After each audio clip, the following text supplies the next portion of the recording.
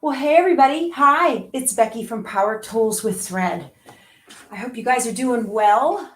Today, I am going to be finishing up January's Kimberbell mini quilt. And if you're just joining me, then I'll show you what this project is all about. I've got links below to all these products, so you can jump right over and get them if you like, or you can source your own fabrics. The only thing that you absolutely have to have when you make this is the CD itself with all of the design files. I see we've got lots of folks in the chat over here. That's great. I wonder if I could pull this up here on my own. I've got YouTube here in front of me on a tablet, so I've got comments over here. I want to see if I can here in front of me on a tablet, so I've got comments over here. I want to see if I can here in front of me on it. There, mute that so then I can see you guys. Awesome. Great to see everybody here. So I am doing the January one, which this lovely lady is holding. January's right up there for you. And it is a 9-patch of little snowmen that says chilling with my snowmies. Super cute. And I've got 2 videos. I'll link to them like right here and right here. I'll put them back to back to show you how we went through. The very first one was baby stepping, beginner embroidery, how it all works. And I did it on a single needle. And then the second one I did on the multi-needle. So no matter which machine you have, you're welcome to join us. I think you'll really enjoy it. The hoop size for all of these patterns is a 5x7. So even if you're stitching on an old brother PE 770, right, the little 5x7 hoop, you can join us on this. I got the entire kit, which has all of the fabric for all 6 months. And it comes already cut for you in the size that you need. And the kit includes the front, the binding, and the backing. So it's everything that you need in order to be able to make that particular month's little mini quilt. So it's really nice to have everything done there for you, completely sorted. You don't have to source that yourself because that can be tedious. To me, that's the most paralyzing thing when it comes to making anything. I just get so stuck on picking fabric. So really, really nice to have this. It's very handy that it's all done for me. And then there is also an embellishment kit. And the embellishment kit has like fabrics in it and pleather and glitter vinyl and just everything that you need, mylar, all kinds, whatever it is that you might need to make these up. And they are separated by month as well. So you get all 6 months worth of embellishments in these. So I'm just going to lay it out right now. If you've never used Kimberbell before and you want to try this, I cannot be held responsible for you getting hooked on Kimberbell because they are so much fun and they're really easy to put together and they have the best instructions in the industry. So just so you guys are aware, this is not a giveaway. So we're not going to have any giveaways on this particular video. And we'll do that next Sunday, okay? So up to this point, I have gone through how to make these blocks, like I said, on a single needle and a multi-needle. And now it's time to assemble them and get them ready to be, I got to get them cut, get them put together. And then we're going to put the backing on and the binding and be done with it. So with all the little pieces Kimberbell has, Stephanie says she has to have the kits, and that's absolutely right. It's so much easier to have everything just right there for you. Now, I did do mine just a little bit different, which if you guys have watched me for a minute, you know that I like to do stuff a little bit different because I try to make it easy on myself. Kimberbell has you can use the background quilting or not, and I did not use the background quilting for this particular design, the quilting that was specific to this design, but I did use Kimberbell's clear blue tiles. And I used the block by block design from the clear blue tiles for winter which was like a snowflake. There's a snow design here. Okay. Maybe you can see it better from the back. I don't know. I did this twice. So I did do the placement line for the batting, and then I put the batting down, and then the placement line for the fabric and put the fabric down, but I omitted and skipped over the tack down for the fabric. And the reason for that is when I trim my block, pardon me, when I trim my blocks, I like to use the Trimmer by George. Now, Trimmer by George is a product that is unique to Hoop Sisters. I've got a link to it below. This is the Trimmer by George 3.0. They had the original Trimmer by George and then a 2.0. If you have either one of those, they will both work. This is just a different metal edge, and it's a little bit more narrow than the original Trimmer by George, but you're not going to have a problem with that if you have those. So I will be using this to trim up the blocks, and then I'll be using my Orange Pop rulers in order to, and Orange Pop rulers are from Kimberbell. I'm going to use the Orange Pop rulers to center all of the blocks and get them trimmed up and nice and neat. So we're going to go through that. I'm going to show you how that works. If you did not, if you just went ahead and did, the tack down line for the fabric, that's really going to be pretty much, that will be your, that's if you use the background quilting, right? That will be your guideline for centering your blocks. And if you didn't stitch out that last stitch, because it tells you at the end of the directions, do not stitch. I stitch mine because I like to have, like, I'm going to show you. So the top and the bottom, the stitch right here, it said do not stitch. Well, I stitched that because those are my guidelines for trimming. So 6 one, half dozen the other, you guys. So let me show you how this works. One of the best things you can do is to get yourself a rotating mat, okay? You're going to want a rotating mat because you're going to be doing all kinds of trimming of all of the sides of the block. Now, I do like to save my pieces of stabilizer for other projects. So when you use the Trimmer by George, there is a metal lip right here. And if you're ever going to be making any more of these kinds of projects or anything from any other where you create table runners or bags or any in the hoop project, pretty much, you're always going to want to reach for this because it's just a fantastic product. So you take the metal lip and you just raise the fabric. And I'm going to leave the batting and the stabilizer alone. I can see the line, the tack down line for the batting. So I'm going to put my ruler right on that, okay? And I'm going to fold it over and lay it flat. And so the fabric has been protected up underneath this ruler. All that's left exposed is the batting and the stabilizer. And I'm going to take my rotary cutter, kind of make sure that it covers both ends. And I'm just going to take, oh, wrong one. It is recommended, especially if you have an Olfa cutter, that you use the 60 millimeter instead of the 45. On the 45, the button gets in the way and you don't, the button or back here, it gets in the way and you don't get a good cut. So I'm going to do this. Okay.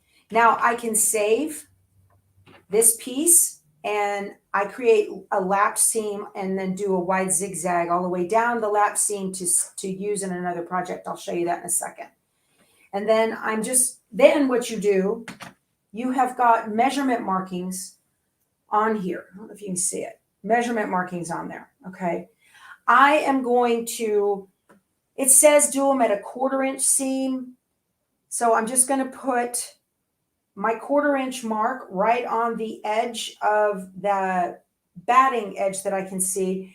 But I'll tell you, just from personal experience, these are a little bit easier to press if you move it out to the 1/2 inch. It gives you more seam allowance to get a hold of and really press down. So then I'm just going to create a 1/2 inch seam allowance, and that's scrap. So again, it's pretty simple. I'm going to rotate it all the way around so it gets shorter. Just lift up your fabric, exposing the batting and the stabilizer. put my trimmer by George right on there. I'm going to show you how incredibly close it gets. Now, if you make a mistake, I've got a little extra SF101 out here on the side. If you make a mistake and you accidentally cut your fabric, that's okay. You can fix that by using a little stitch witchery. Okay.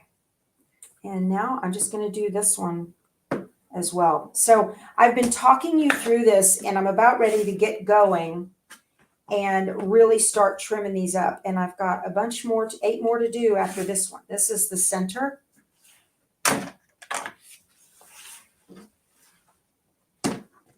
Okay.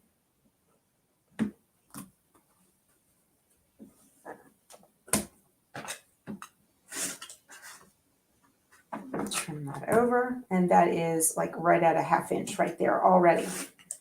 All right, perfect. So there's the first one all done.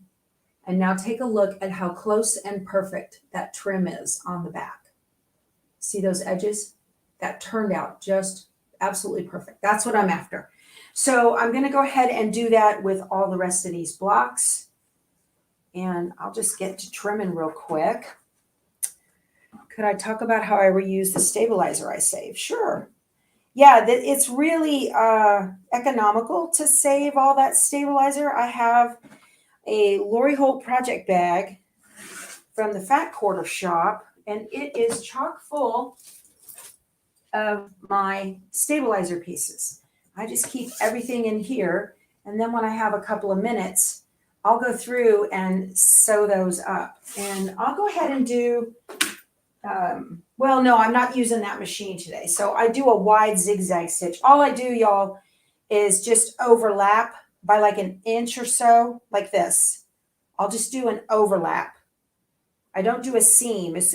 You could call it a lapped seam. And then the join stitch or a very wide zigzag stitch. That's all you need. And then you've got a whole nother piece of stabilizer. Works great. Okay. Hi, Pam. You're not late. You're fine. These are a lot of fun. I really enjoy doing this. Oh, you guys are fine. You just got your trimmer by George, Pam. Absolutely fun. You'll love it, love it, love it. Yeah, this is a complete game changer. I mean, anytime you're making anything like Kimberbell or Sweet Pea or Designs by Juju, any of those runners and whatnot, you will be so happy you've got this. Okay. I see one of you got your SCANNCUT tour. All y'all are so excited because you got your SCANNCUTs for Christmas. I believe Courtney Douthit from All Brands After Hours just put out a Christmas new SCANNCUT for Christmas video. Yeah. And so check that out. She's going to go over it like she would for, brand new users to the SCANNCUT. So definitely check that out. Okay. Where do you buy the trimmer by George? Terry, the link to the trimmer by George is below in the description box. Underneath the video, it says like 156 watching, started 13 minutes ago, and then it says more, ... Click the more, and then you will find, I've already got him done. And you'll find the link to the trimmer by George. That is my link, so I'd appreciate it. Okay. Yeah, just a real game changer, you guys. This is what I'm doing. So I tell you when I'm stitching this, that if you don't have the trimmer by George, there is a certain step after the batting tack down line goes on that you are going to pull the hoop out of the embroidery machine, and then you're going to trim away the batting from the outside of the tack down line with your curved scissors. So this prevents having to do that.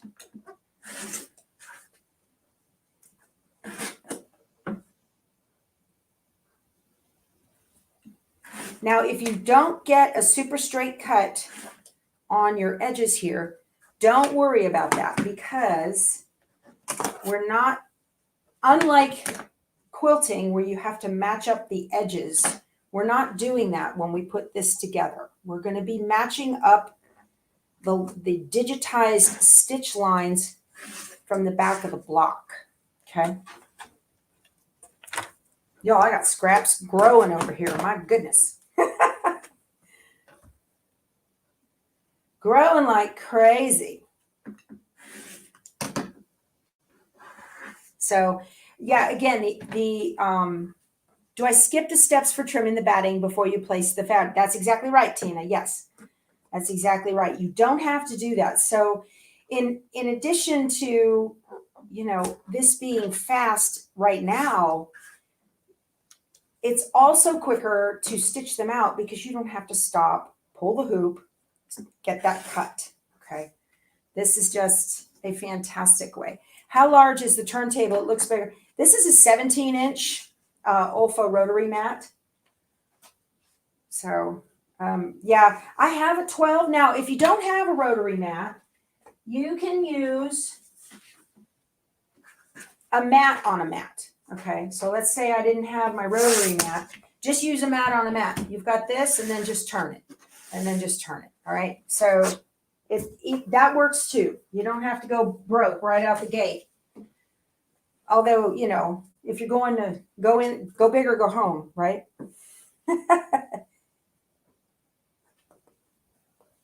Okay.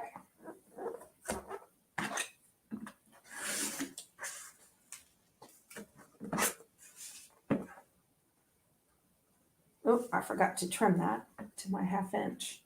Now, the only reason I'm trimming to the 1/2 inch here, like I said, is to make it easier to press those seam allowances open, whether you're using a pressing tool or you're going to take it to an iron, whatever you like.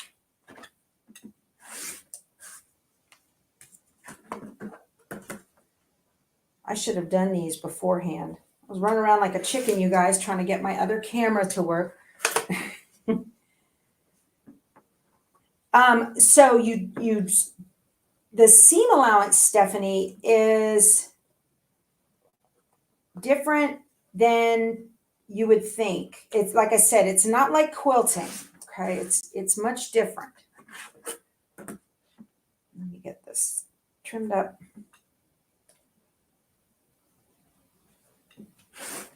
So we're not matching the seam allowances. And so a lot of times when you make these kinds of projects, you will find that your seam allowances don't match up at all when you go to sew them together. And that can be confusing, but embroidery, it's totally different.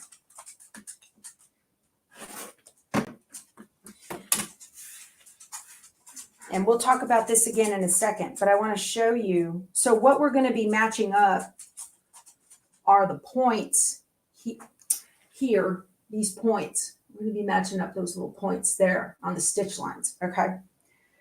All right. So now I got to get my blue ones done, and then we'll be finished with this.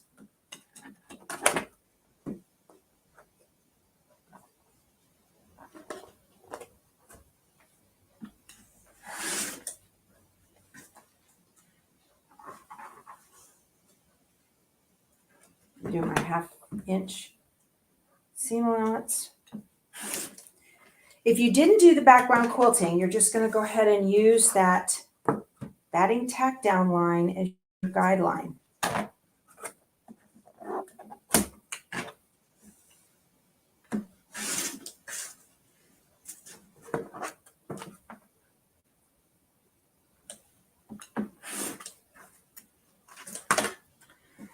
What edge am I lining up the George to cut? I'm lining up the edge of the batting tack down. The outer line is the fabric placement line. The inner line is the batting tack down. That's what I'm lining up.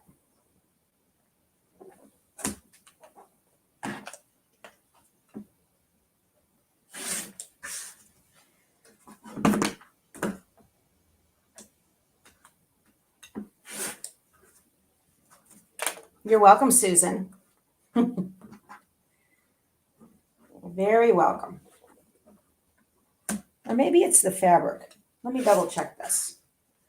It might be the fabric tack down. Let me look one real quick just to make sure. Because the bottom of this little snowman. Yeah, it's going to be...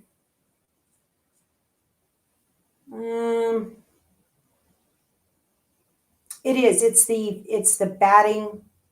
Yeah, it's going to be the batting tack down is what you're going to put together. So anything outside of that batting tack down is going to get caught in the seam allowance and you won't see it.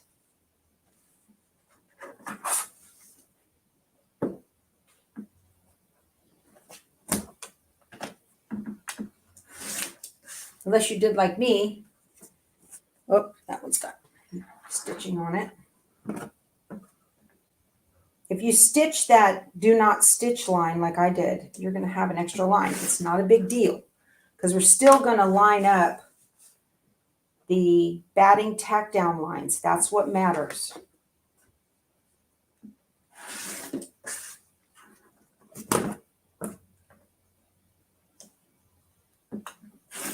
So look how quick I'm doing this. Doing a total of 9 blocks here. And it would have taken me forever just to trim even one of them out of in the hoop.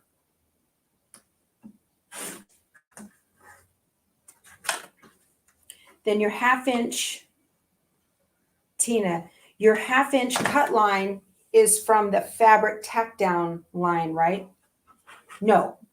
Yes, the cut line, yeah. All it is, that's a seam allowance, okay? Again, this is not like quilting. So what you're going to have, so the way I trim this, look at the bottom of my guy here. I've got a 1/2 inch seam allowance instead of the 1/4 inch that they tell you to have, okay? Underneath the snowman under there. And that's fine because his little bottom gets caught in the seam allowance. Is that right? Am I going from the batting tack down? Let's see. Yeah. The bottom of the snowman is caught in the seam allowance. Okay. So that you don't see that raw edge. I'm trying to get this straight. Now I got to think about it, y'all. I did this one.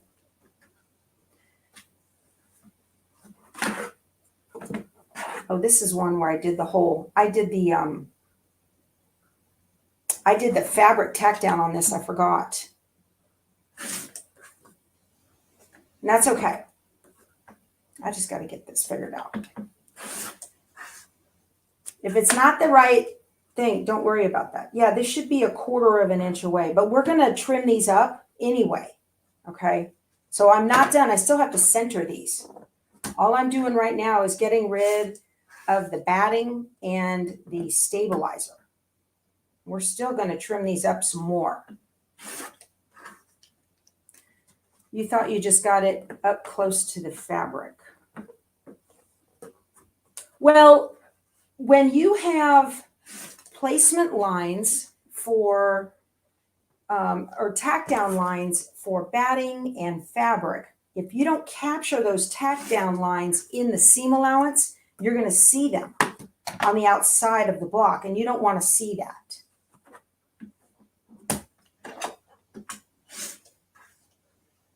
Yeah. One more after this, and then I'm ready to line these up. So see how quick this is going? We've only been chatting now for what? Oh, well, just a couple of 25 minutes, 20 minutes. And a lot of that was spent explaining.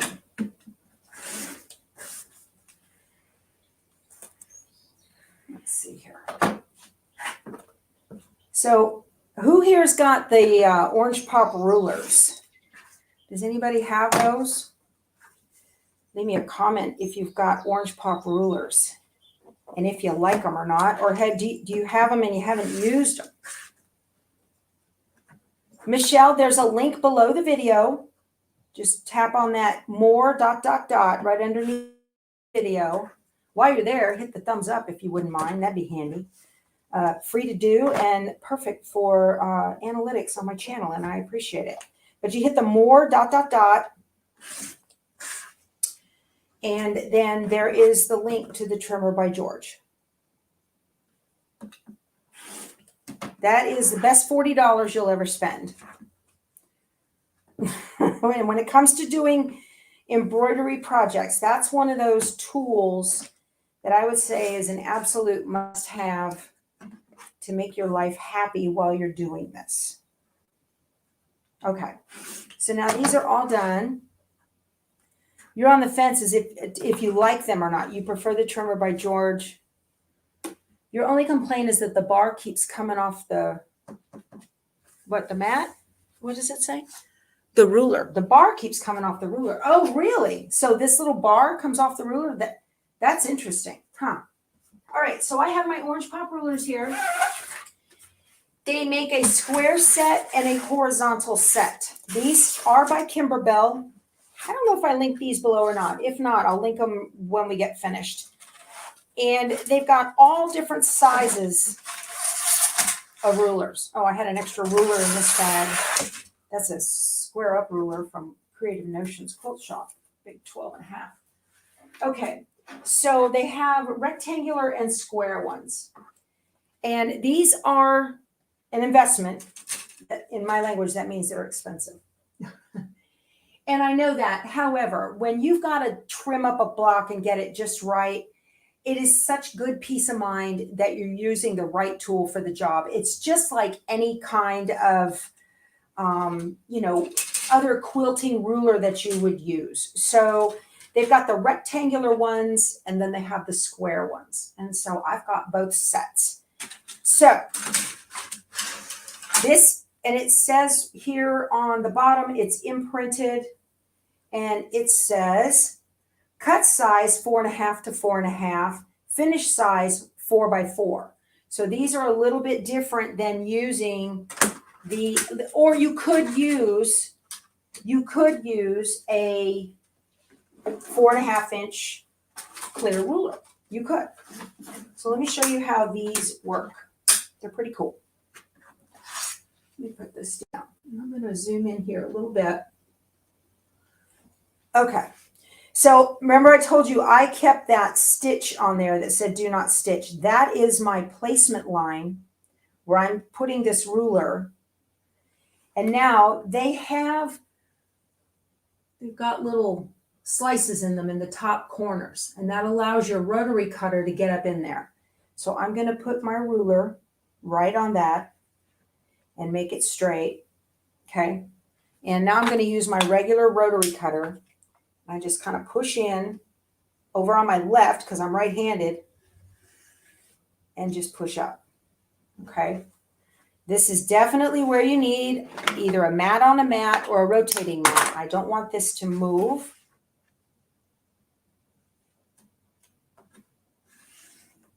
Watch your finger. Oh, he's got a little unibrow. I need to trim that to do that before we finalize this.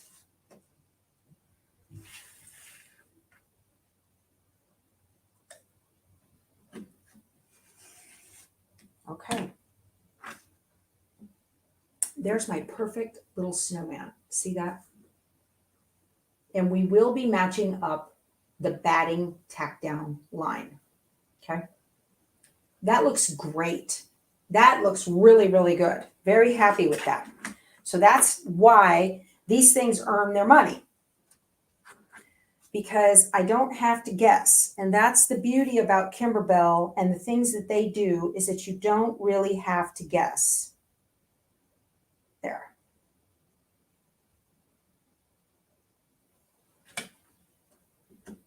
If you're left-handed, you'd start over on this side. They do take some getting used to. They kind of mess with your brain a little bit about, now, where am I cutting? Yeah, they are good. But if you're going to find yourself doing, what is it you said there? Not in the listing. The orange pop? No, the orange pop. The trimmer by George isn't there, really? I will get it in there as soon as we finish if it's not there. Okay. So yeah, if you don't have orange pop rulers, let me show you what you'll use.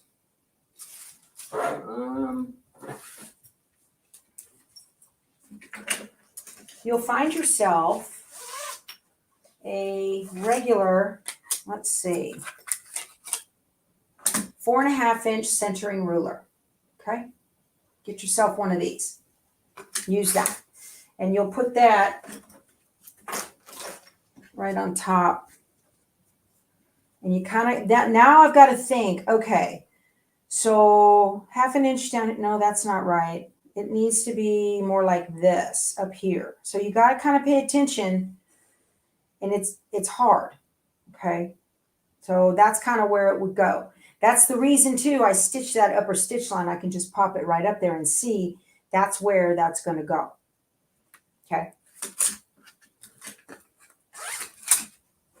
Y'all, I got more rulers. My rulers have rulers. I got more rulers.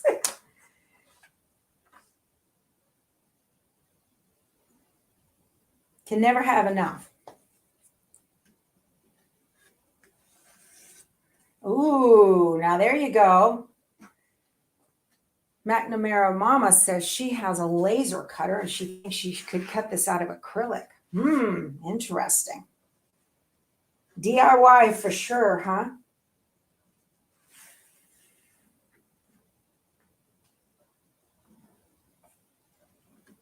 Yeah, if you guys ever see these, sometimes you can get a deal. Unfortunately, when quilt stores go out of business, if you see orange pop rulers on the clearance, grab them. You'll be very happy you did. So look how quick I'm going through these. I've got 5 more to go here. Yep. So Michelle says she uses these hundreds of squares at a time. Yeah. They're really nice. I love his little hat. He's just so cute. Let's see right there.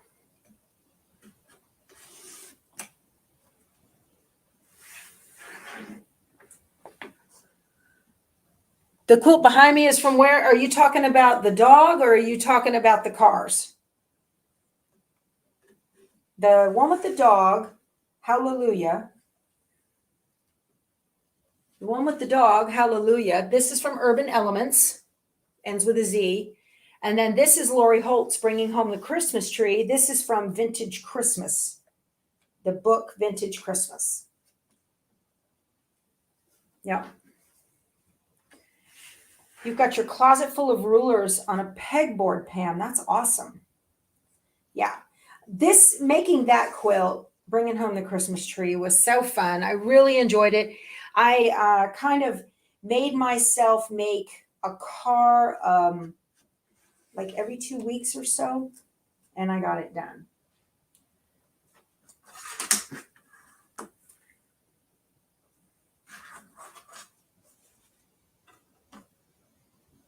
Okay. So this is why I told you guys, as far as your seam allowance, it's not that big of a deal because you have to square these up anyway. I don't want him crooked. You still can't find my site for the Trim by George. It's not on a site. There's a link, I think. Like I said, I will double check when we get done here, but I thought that I had put it on there. That's okay. Don't worry, we'll get you taken care of. Even if it's after the video, we'll get you taken care of.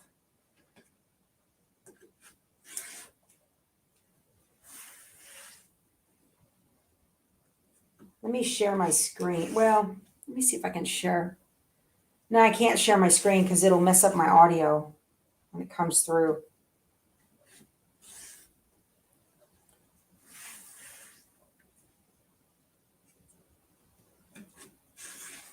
Okay. Super cute. Adorbs.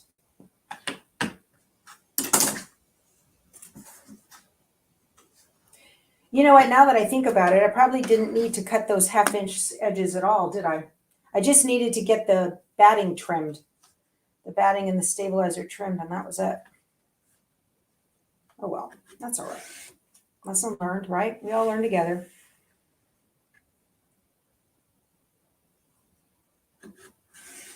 It is through Hoop Sisters, yes. However, I would appreciate it if you would use my link below the video. Y'all, that's how I make my living. Showing you what to do and giving you links to the products.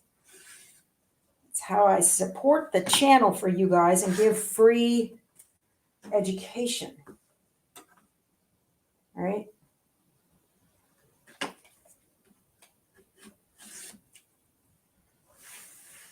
Okay.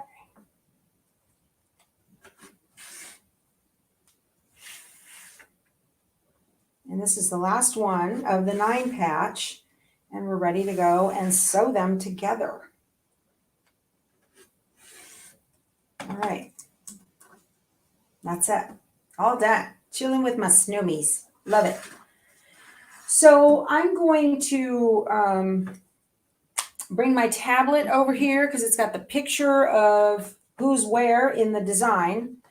I'm not sure that it matters, but I want to make mine look like theirs. So I'm going to switch over to another camera, and then we're going to pick this up over at the straight stitch machine. So let me jump over there. I'll see you in a second.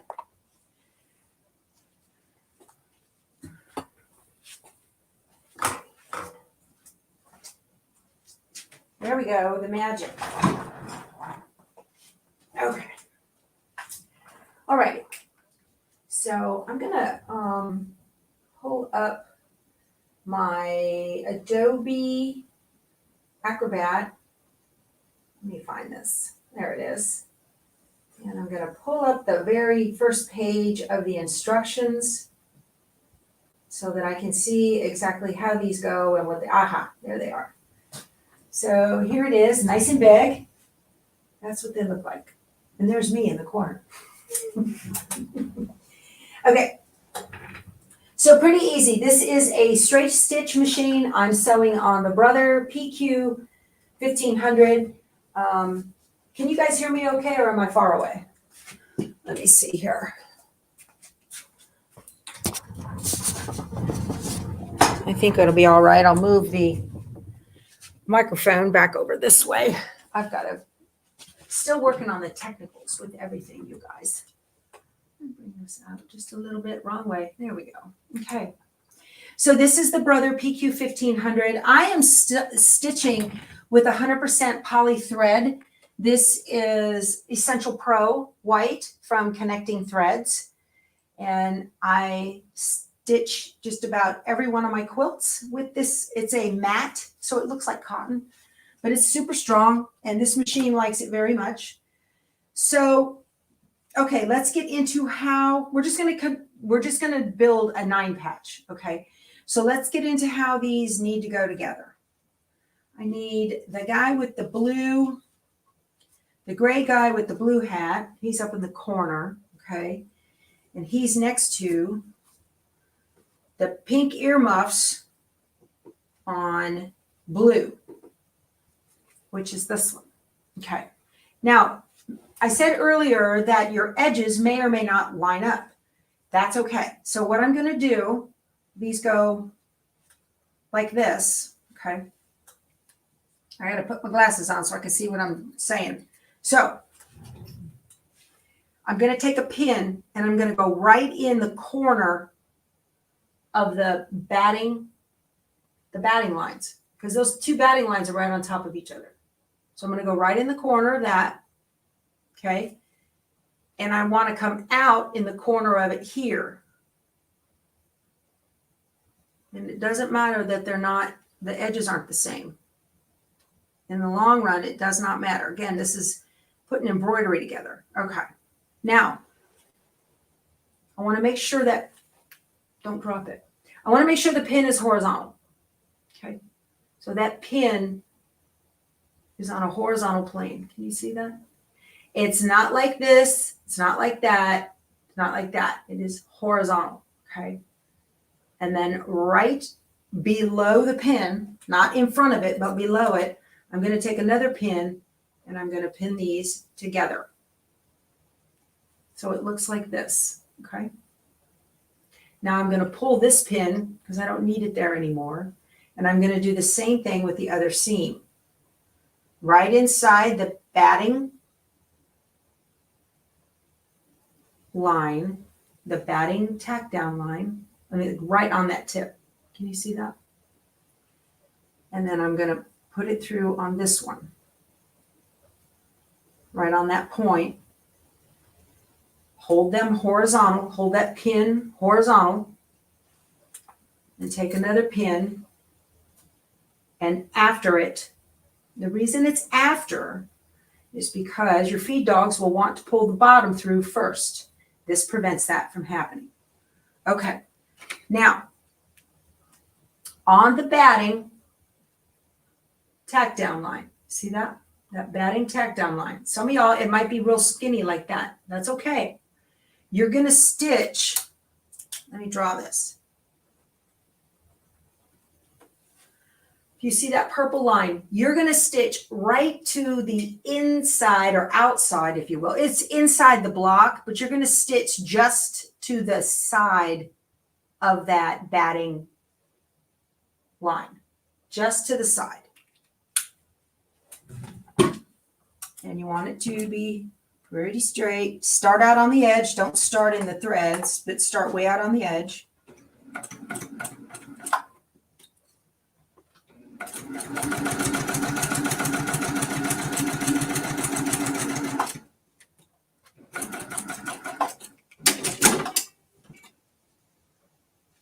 And if you did it right, they line up just perfect.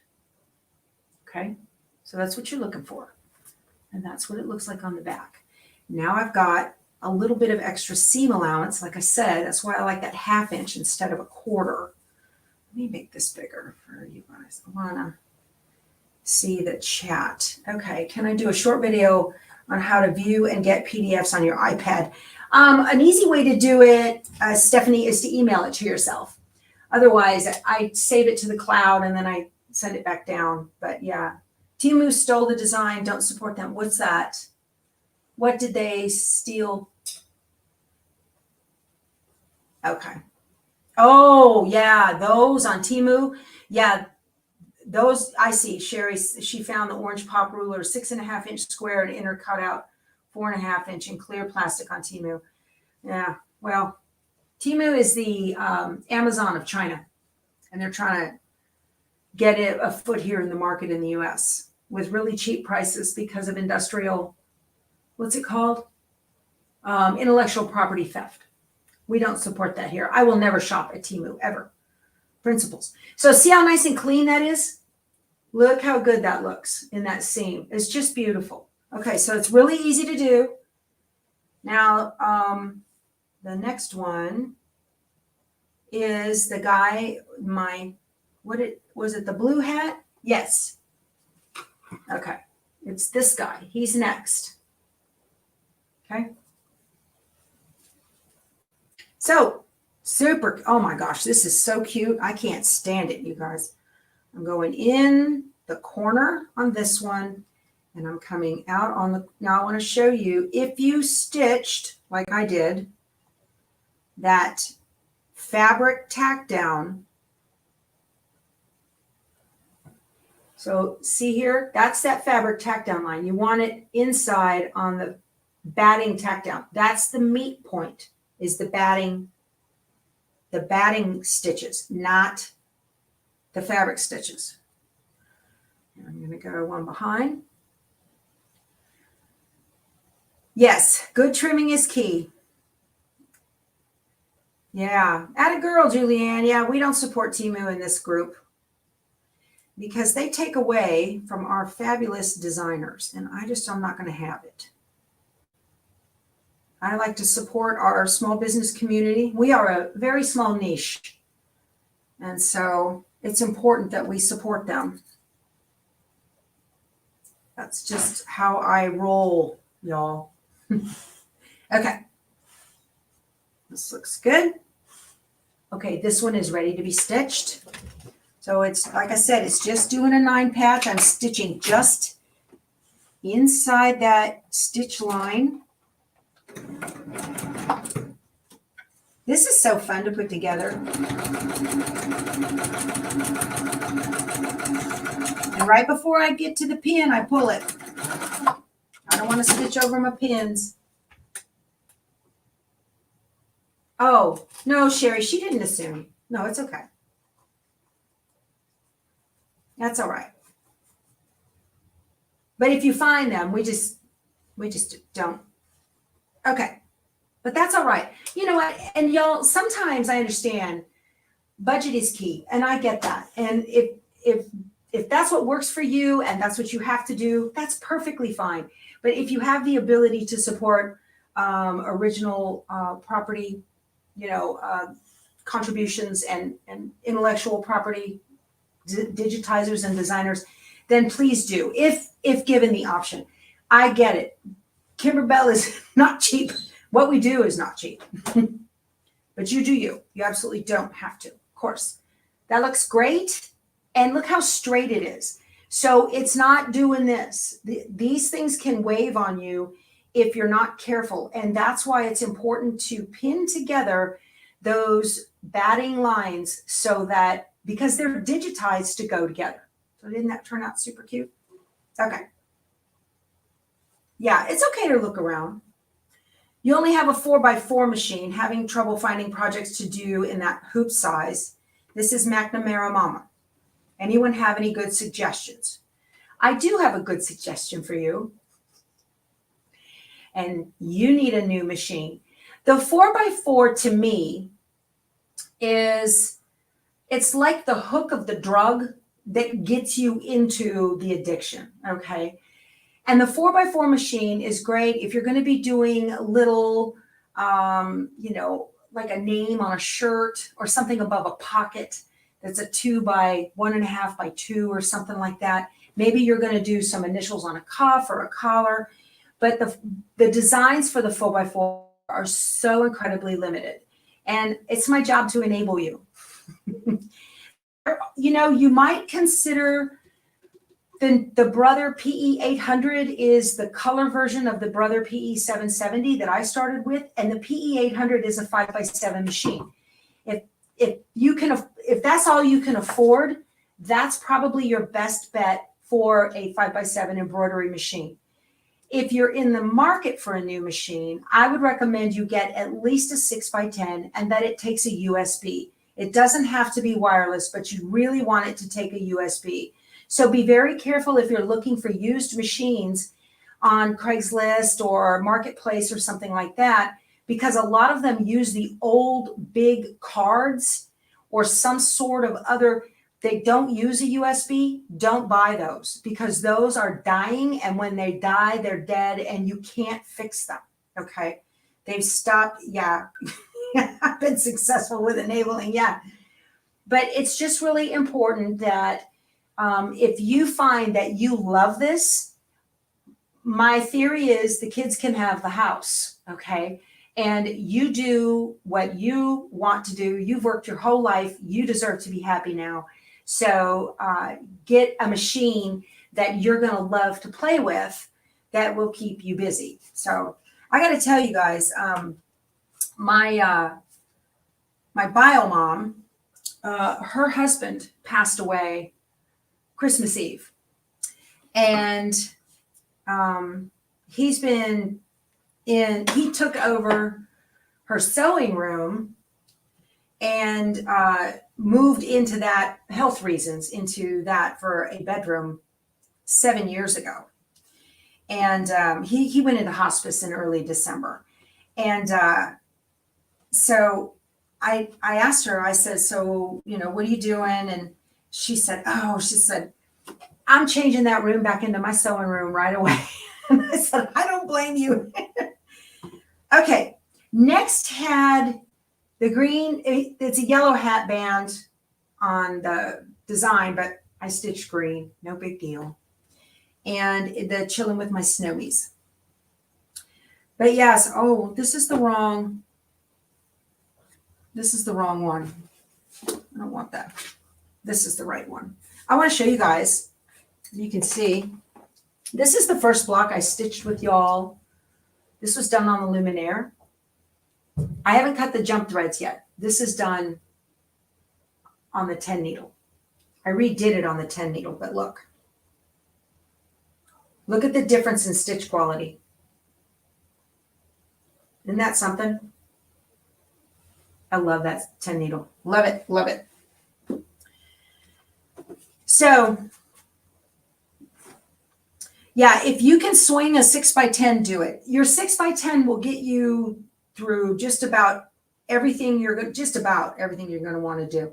That would be my minimum hoop size if budget was a consideration. It would be that. So I've got my pin level, okay? And I'm going to pin it. I use big, strong pins. These are from Dritz. These are the Dritz quilting pins. If you can look at a pin and it bends, those are bad. Don't use those. So, oh, I'm sorry, Lynn. Yeah. Well, I'll be honest with you. They've lived in Tennessee. I'm sorry for your loss too, sweetie. They've lived in Tennessee forever. They were married for 39 years, and I've met him twice. He wasn't much of a socializer. So, and those 2 times I met him, my son was 18 months old. And then we went up there several years ago to go get some furniture, family heirloom furniture, and saw him then. Yeah, Bernadette's got it right. Go big or go home. That's how we do it around here. We definitely enable one another. And I will tell you, there's such a thing as hoop envy. You don't want that. That's a bad feeling. Get the most machine you can afford where there's a technician nearby. And I will tell you, if you buy a brother or a baby lock, that's like a universal type technician. Those guys, there are more certified brother technicians than anywhere else in the U.S. You'll find certified brother techs everywhere. And then what's next? Let's see here. The guy with the yellow hat. You know what I don't have? Oh, that's an embellishment. The pom-pom. I should have added that on afterwards with EMBRILLIANCE. But I've got the pom-poms. I could glue it on. The downside of the embellishments with Kimberbell that could be 3D, they get smushed in storage. So you got to be careful about that. Michelle bought a used machine from a great shop. Yep. And then went in to have it serviced. Yeah, that's great. My Baby Lock Elegante 2 at the time was the largest hoop I'd ever had. Lady bought brand new Elegante setup. That was the 9x14. And she bought a big kangaroo, the cabinets and all that, or what's it called? Koala cabinets, kangaroo. Koala cabinets. And then like 3 months later went into a nursing home. So somebody got the cabinet before I did, which was fine. It worked out because it was a big dark thing. You want a long arm, but know nothing about them, Chris says. Hi, Chris. I haven't seen you in a bit. Never use one either, watching videos, but not understanding everything. What are you doing up in Colleen, Pam? I thought you were supposed to be in South Padre. All right. We're leaving Thursday for Galveston. Now look at this, you guys. See how my edges aren't even? This is the block behind it. Okay. The edges aren't even. Don't worry about that. What you're concerned about is stitching right next to those lines. This is the basis of putting every single one of these kinds of projects together. Otherwise, you'll drive yourself crazy.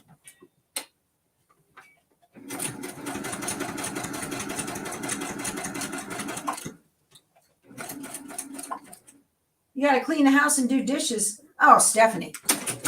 Bless your heart. That's terrible. I understand. Oh, I have 2 Pam Grahams. Oh, okay, good. That makes sense now. You know, you can put me on a tablet and take me around with you while you clean and do dishes.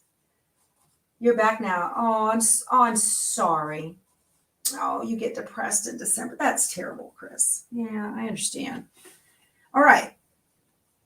This is ready to go. I like this one. It turned out good. Okay.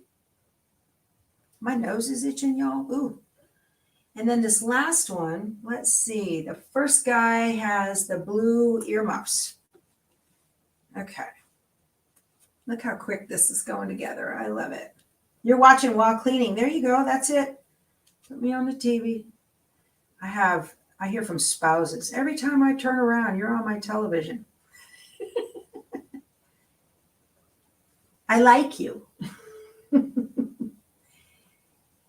There. Yeah, look, I trimmed that one real too short. See, doesn't matter because my pin is horizontal and it's going to fit. You clean and listen on the phone. That's great. We're all about multitasking, aren't we? Yep. All about multitasking.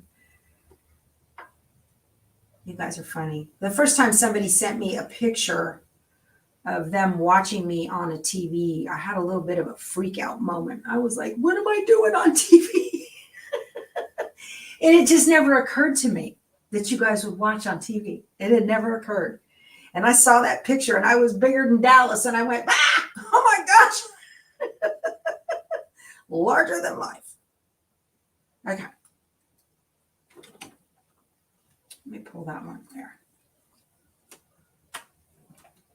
I am getting ready to do, I'm pretty sure, a Valentine table runner from Sweet Pea. Okay, so now I know I got a Pam Graham in Galveston, in Colleen. Not the same. How am I going to, Tina wants to know how I'm going to display them once they're completed. Good question. I've got that Apfel wire hanger. I think I linked to that too. That looks good. Yep. You're watching while you're sewing, Cindy. Yay, that's great. So I'm going to be teaching in Galveston. No, ma'am. We're just going on a little vacation. One of my viewers invited us down. They have a motorhome group or RV group or something. And I said, sure, why not? I'm taking my, Keith is making his famous Dutch oven apple cobbler. He makes that in a Dutch oven with charcoal outside. And it's so good. Oh, you know what? I forgot to get whipped cream. I got 1 can. It really needs Cool Whip. Anyway, it needs ice cream is what it needs. So he's making that. We're going to have a potluck on New Year's Day of everybody. And it's like 30 couples. It's going to be a lot. And we're staying at Stella Del Mar. Yeah.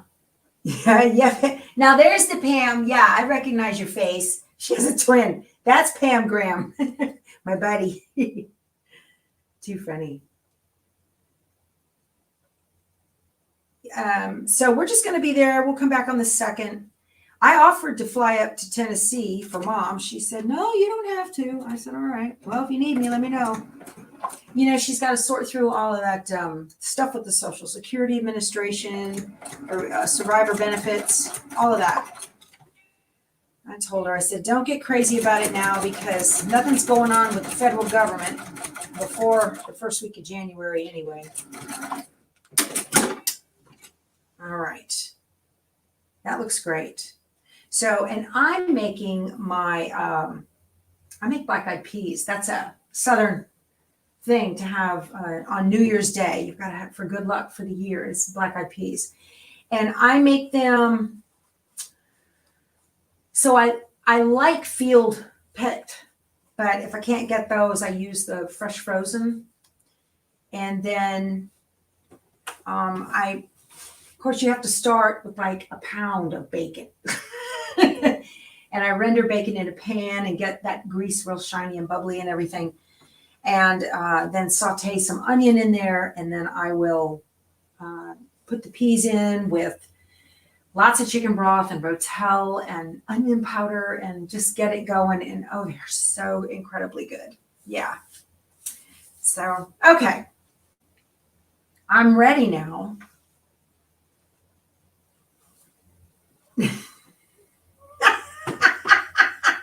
That's probably right, Peggy. She says her mom used to say, when your palms itch, it means you're coming into money. Maybe if your nose itches, you're coming into fabric. Right. Or I'm coming into South Texas. This looks great.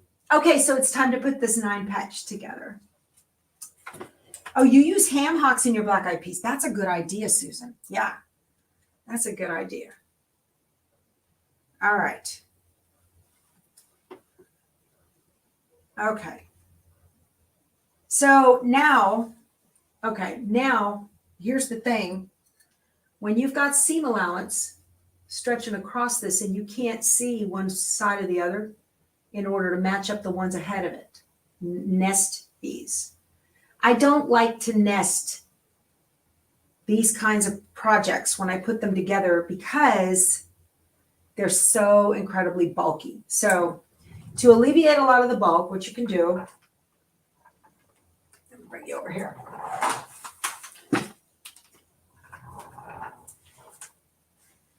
Got my iron on. Let me grab all 3 of these. So to alleviate the bulk, I'm just going to use, a press cloth. Where is it? There it is. And I've got a clapper, okay? I'm going to put the press cloth, press that seam flat, steam it, all right? And then I'm going to use the clapper and really press it down. That's going to make it nice and flat, okay? That's really a good way to do that.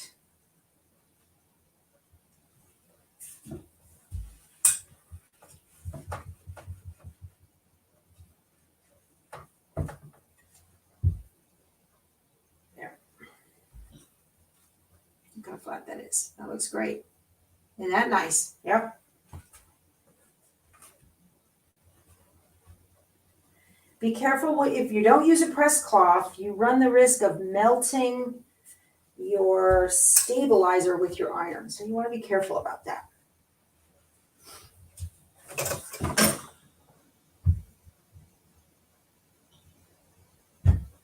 Clappers have been around for 100 years. This is a one from Riley Blake. It's one that Lori Holt talks about all the time. I've got them all over this sewing room in different sizes and shapes.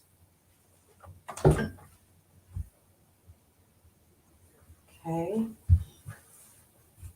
Last one.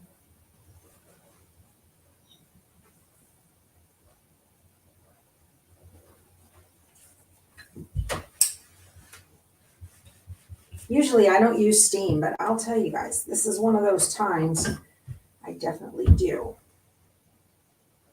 Are you going to be like that? My fabric kind of folded wonky on me.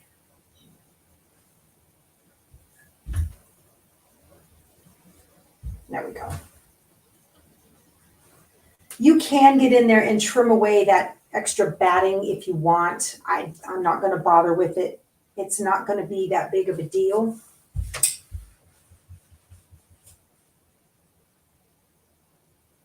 Okay.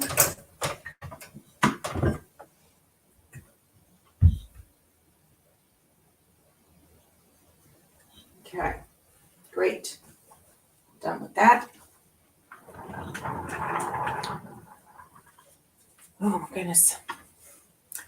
I left my other thing over on the other table. I need to go get that. And I wanted to, I need the binding and stuff too, handy.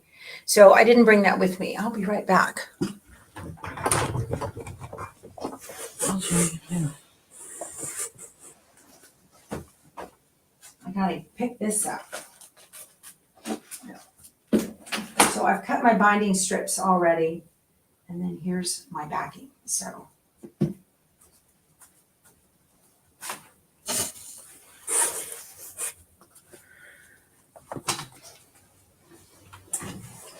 I don't leave you for too long. Okay.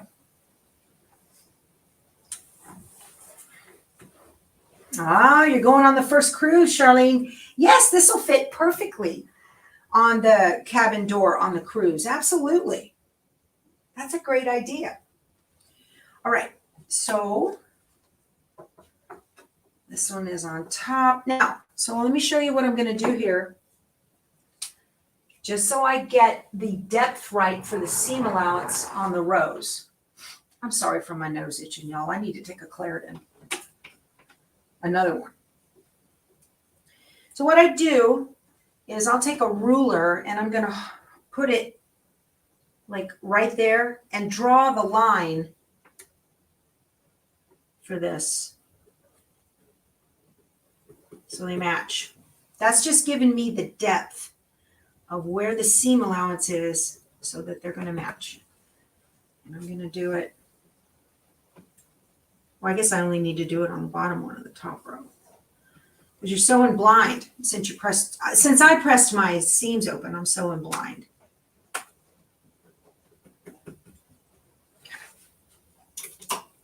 And then same on this one.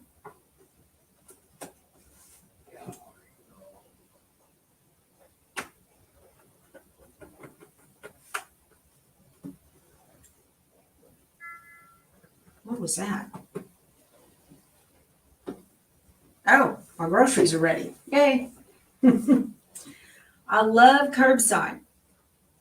I save so much money doing that, even though it's a little bit more expensive. It saves me money because I don't impulse shop with my cart in the store. Okay.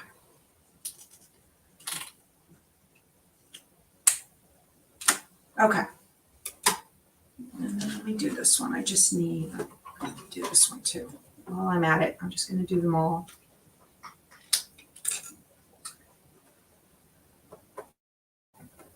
I understand they're making new pacemakers now that are not, they've got some kind of shield for magnets or something.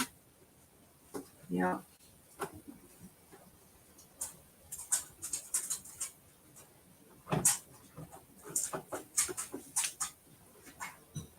Now this one's wanting to curve. I don't know if you can tell. I'll show you guys. So see how it wants to droop down on my guy over here? I've got to make sure I don't let that happen. Okay. Now, if you did not do the background quilting, okay, you're just going to be sewing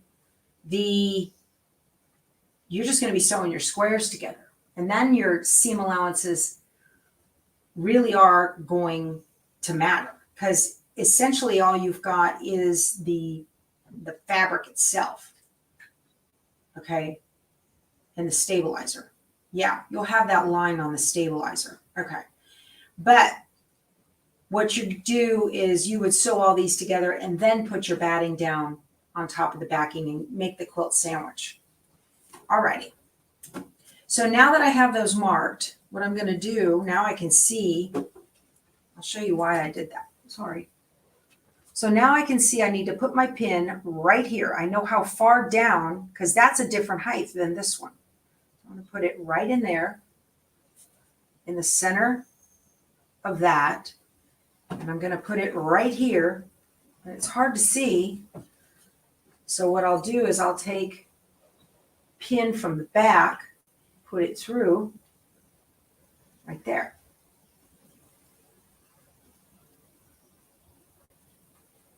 So now I know where it needs to go. See that? Let's see. This goes on here like this. So now I can take this and put it right in the same spot as the pin that's sticking out and probably stick myself. There's a little chance here. Okay. You want to measure those up, get them right.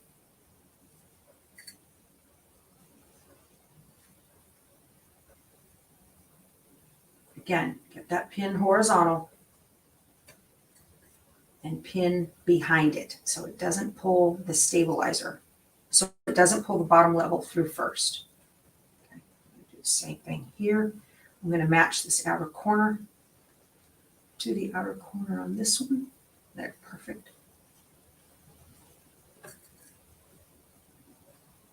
Oh, so I started to say I think I'm gonna be making the Valentine table runner from Sweet Pea when we get back from Galveston. So I'm working with the girls at Two Chicks Quilting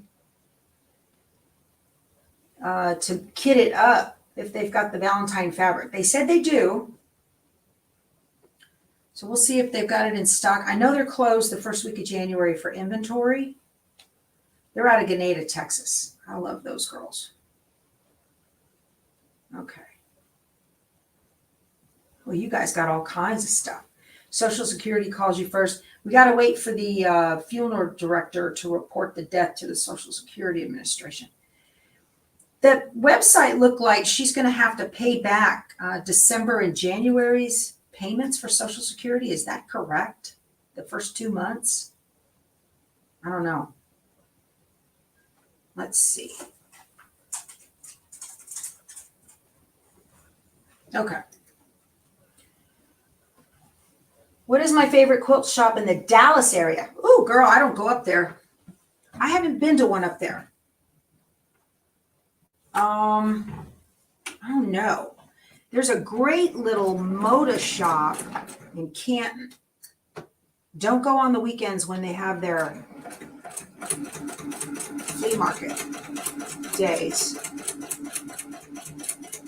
The lady that runs it, she's about, oh gosh, she's pushing 90. So be quick. But in the Dallas area, I have not been up there. I'm sure they're all over. I hate to drive through that town. That's all I do is drive through it.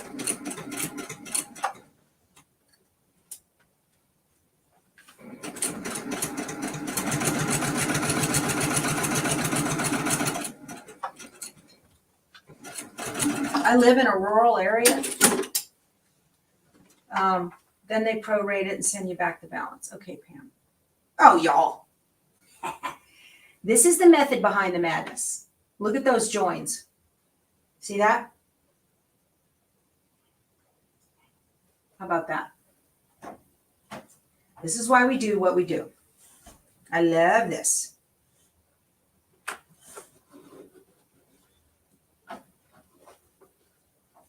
Yeah, she's entitled to get her husband's check. Yes, I read through the website because I was all concerned. I want to make sure she's taken care of. Thank you, Melanie. Looking good. Yep. Okay. It is looking good. I've got a 3-legged dog acting like she can't get through the doggy door when I know she can.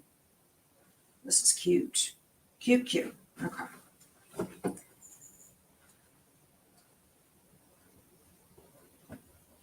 Push that through there. Aim for this one. That's good. Once you get the hang of these, you guys, you'll be doing them all the time. We're going to be pros by the end of this first volume 1. No, it's not scary at all. Yeah, not scary at all. Once you get the hang of, like I said, we're doing these. They're fun. And it's just nice to have a fun little design on your house. You can look at it every time and go, oh, I made that with Becky. That was so fun. Okay.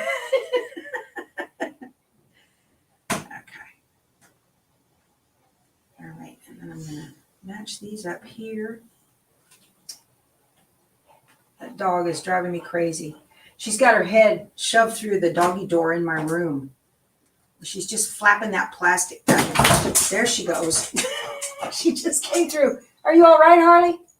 There's nobody in here. I don't know what your big deal was. Oh my gosh. This one's giving me fits. See that angle like that? That's bothering me. I guess it's going to work. I'm going to pin it there. You went through all that drama to get in here, dog, and there's nobody in here. Keith must be outside. She didn't like being by herself. She'll lay down. She's going to be 17 next month. And she's only got 3 legs. All right.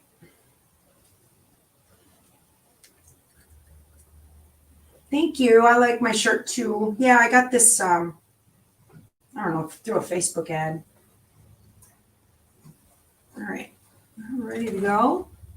Stitch this 3rd row together. Now, what's really nice on these is when you, let me give you a little trick too, for those of you that are new. When you sew, you'll see me do this all the time. I learned this from, Islander Sewing Systems. Janet Prey, thumb under, finger on top, and roll. And what that does is it prevents the bottom layer from being pulled through faster than the top. And I usually stop halfway through and raise my presser foot to let it relax. Hold that pin. Thumb under, finger on top.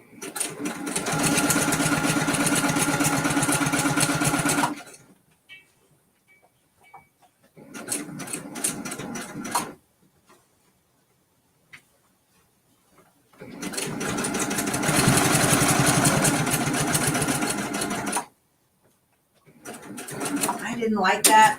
I don't like that at all. I hate that. What's it look like? It looks like it's crooked. The join is, and that one's off. Look at that. That one didn't work. I must have gotten in a hurry. That'll make me crazy. So, off it goes. This is a seam rippers my husband makes. We've got them on our store site, powertoolswiththreadstore.com. It's got all different colors. They have a nice heft to them. Very, very sharp. Best in the industry. Although I've dulled mine pretty good because I use it a lot. And I just put the tip to the inside and the little ball to the outside. And then push.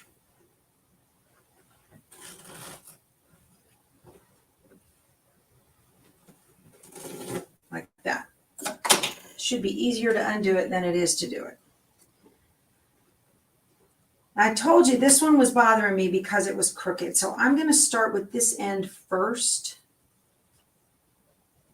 And I'm going to force it to be where I want it to be.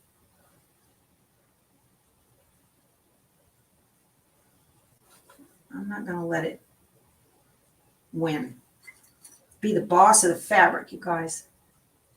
Rip it good. Yeah. It's square. I don't know. I think I sewed it crooked. Who knows? Get this.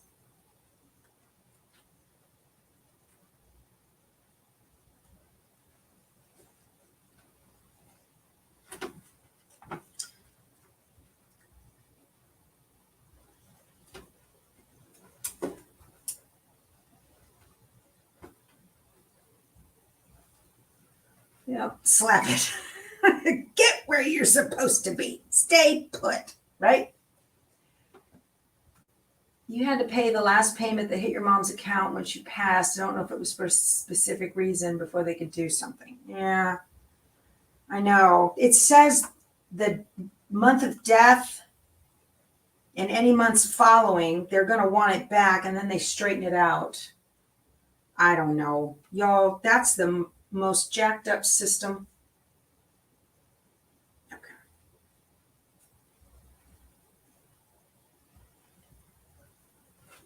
Let's try this again, shall we? Did I get it right this time? I'm going to undo it, make sure. Right through the middle. Stay put. Don't move. Matter of fact, if it has a tendency to want to do that and be mismatched, put a pin on both sides. Anchor it really good. It does say she gets a $255 death payment, lump sum, Big deal. I don't know what you're going to do with that.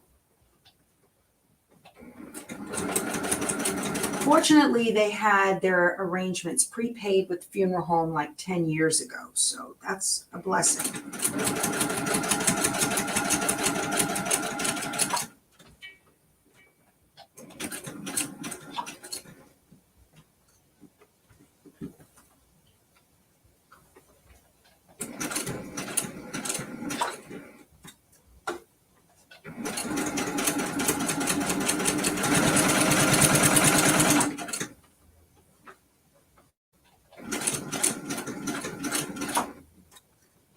Oh, I think this is much. Okay, I've got a big, this is too big right here. So here's what you do.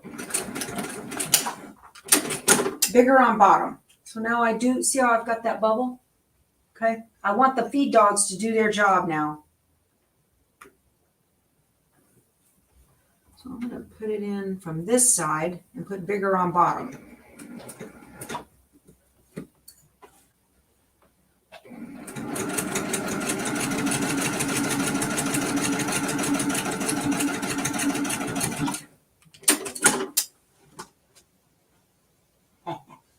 Yep.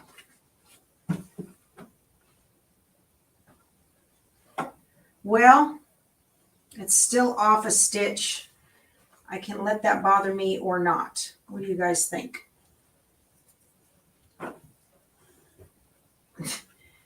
I know that 255 is nothing. That's what it says on their website. I'm like, oh, really? What's she supposed to do with that? Yeah. I mean, you can't even get a stone for that. But he's gonna be cremated. So, but like I said, they already. Yes, Terry, I like your attitude, Teresa. She said it's fine. Okay, so now I'm gonna go press these open, flatten them down with the clapper, and then get ready for the backing. So we are coming in the home stretch. While I'm sitting here, I'm gonna put the binding together. Let me get my binding strips. You're supposed to cut these.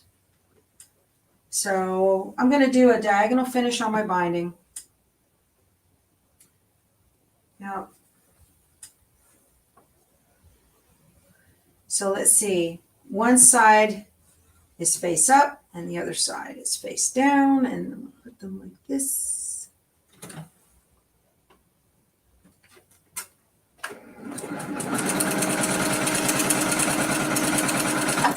I hope they wanted this to be a diagonal binding finish. No, you can't get flowers for that. I know, that's crazy, isn't it? I don't know what they thought $255 is going to do. Who came up with that number? Somebody who's never buried anybody, obviously. My goodness. Okay.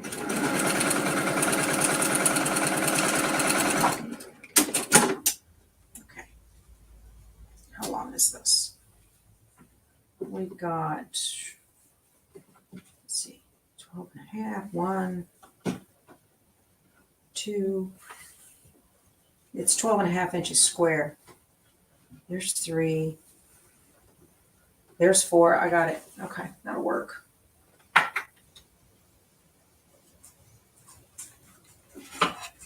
Yeah, so they've been given that same amount for 20 years. Look at that. I don't know. Who knows?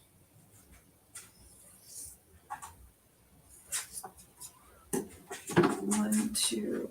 No, that's it. Okay, I need to iron all these together. There we go.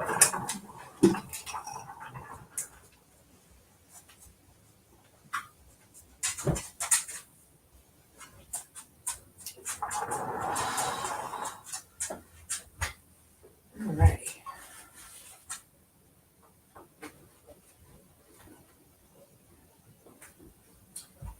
This is the difficult part. It's just, I mean, it's not hard. It's just fiddly and tedious.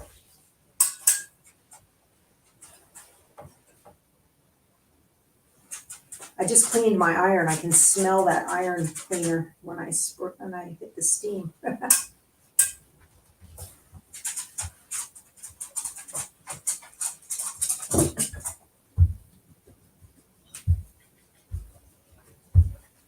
looks good.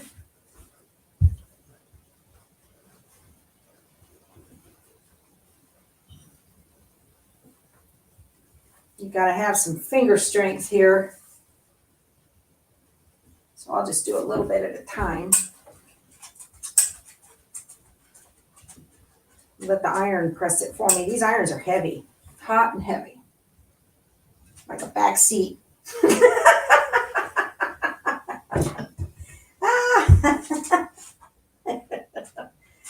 All right. That looks good. That's fine. He's off one little stitch there, but he'll do, right? And then my binding. Okay. Press those seams flat. And then fold this into half. These are 2.5 inch strips. Go to the ironing board a few times as possible. Try not to melt my hose with my iron. Done that before. That's always fun. This morning in the situation room, we talked about this iron. Lady sent me an email, said thank you. She was the one who wanted to see about it. Somebody else asked about my thread tree and that I got behind the luminaire, and I'll talk about that tomorrow. Hi, Frida, what are you doing? All right, and then I need to press my backing. Get it nice. So yeah, if you did it without the background quilting, then you're just going to have your snowmies.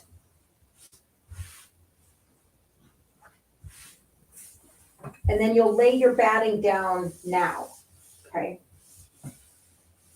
And create the quilt sandwich that way. But since I did the background quilting, I've already got my batting on it. So I'm going to go get this trimmed up. I've never tried this. This will be the first. This is Otive 606 iron-on adhesive for fabric. Have you guys ever seen that? So let's see how to use. Pre-wash the fabric, protect work surface, shake vigorously, spray 8 to 10 inches and stuff. Be sure to get the edges, wipe the nozzle, cover with parchment paper or Teflon sheet.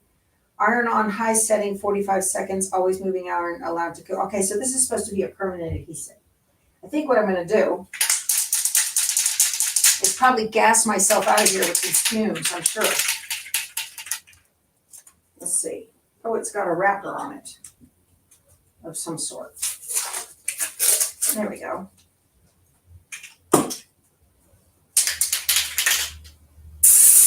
Whoa! Good enough. Okay. You can use some KK2000 from Sulky. Let me see. I don't want to do that. I'm going to do it right here. I'm just going to put it right in this corner. Try to maximize my fabric as much as possible. Okay. You can pin it. Yeah. Look at that. That'll work. Cute. Okay. Well, that's easy then. I'll just take my little cutting mat here and my little rotary cutter.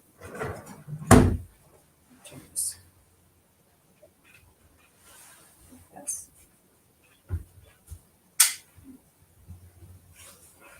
Oh. Uh-oh. I think my other camera just said, my memory's full. I'm done with you. I heard it chirp. That's why I was on that one first. So you guys, again, this is not an exact science like with quilting. You still get a super cute result.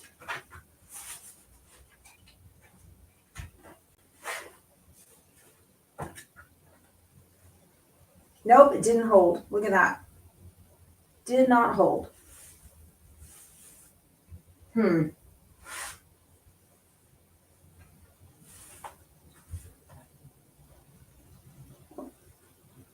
So my backing is a little too small for my quilt. So I'm going to fix that by trimming the quilt to fit the backing.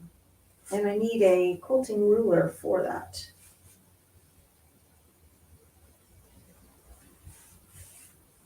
No problem. Let me get a quilting ruler. I've got a million of them around here.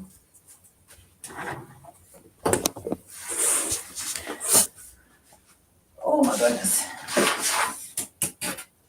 Y'all, sometimes things just happen, right? That's what I get for winging it.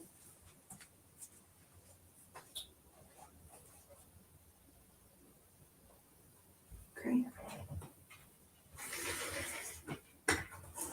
No problem. Square it up. This does not look good from the back. You might want to consider adding a piece of batting. It just does not look good from the back.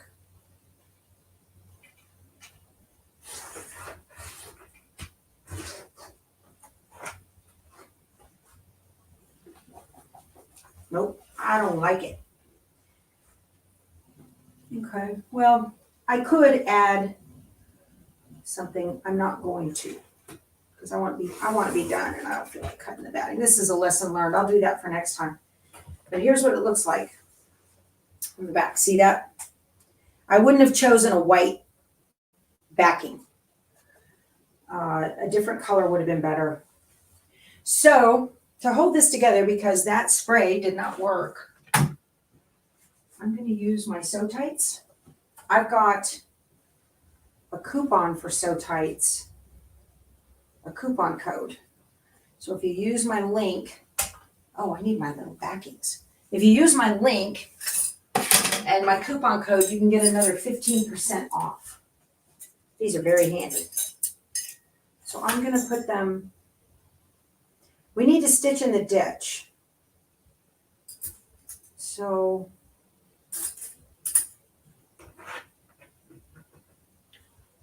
these are the Sew Tights HD, heavy duty, okay? I'll just pop it in the middle.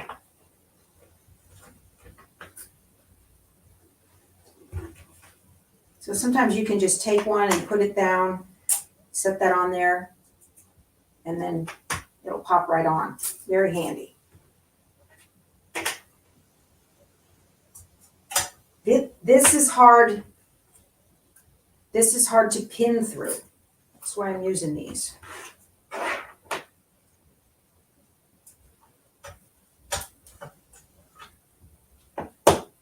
There.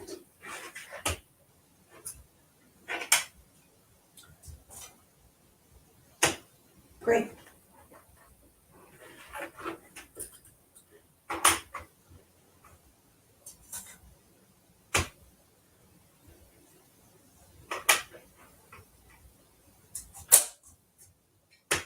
Perfect.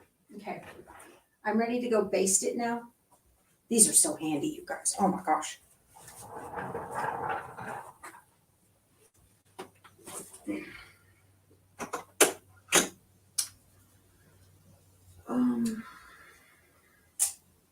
I could stitch in the ditch, but I don't. Between the dark and the light, that's going to look funny. I didn't iron the adhesive to make it stick. Oh, well, duh, Wanda, it's an iron-on. I didn't even think of that. Oh, yeah, the instructions, Betty, do come with them. Iron, iron. I wasn't watching the comments, y'all. That's so funny. It's fine. I was focused more on the fact that I don't like the white backing. Not a fan here. No. Let me see here. Let me use my ditch foot. Not a fan of that white backing. They should have used the navy blue. Use nylon thread. Nah. I could. I'm just going to use my ditch foot. We'll see how it does.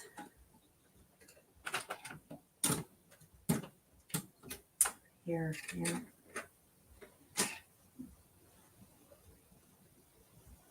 That's smart, Deborah. Yeah, trim it all around. Leave it a little bit bigger and then trim. That way, if it pulls up, you're good. Yeah, that's a good idea. Next month. See, normally I will do a dry run, but I can't do that on this one because I wasn't going to make one of these twice. I didn't have 2 kits. So let's see how it does here. If I can see the white or not. That's big. This is that new ditch foot from Ken's Sewing. Oh man, that looks good.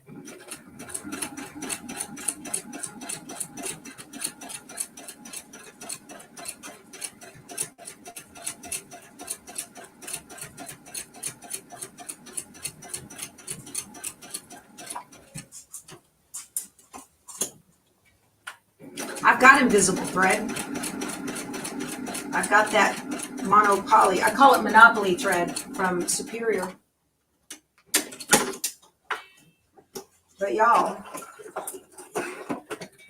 look at that stitch in the ditch foot. Look how good that is. Can't even see it. Looks great.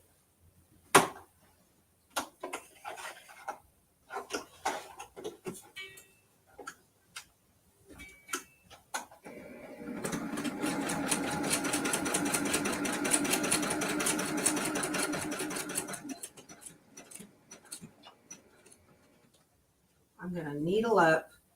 I got that one stitch, you guys, over.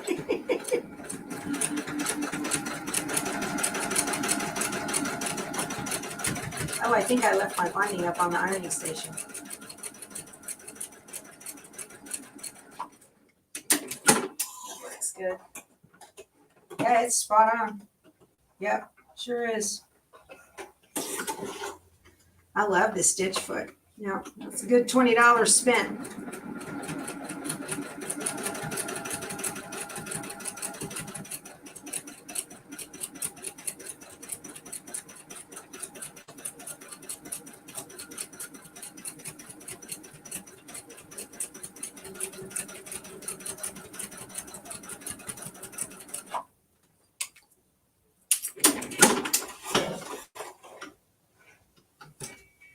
I was in a hurry. That one needs to be redone. It's fine. So, one more, and then I'll be done. Let me slow down a little bit. Pay attention to what I'm doing here.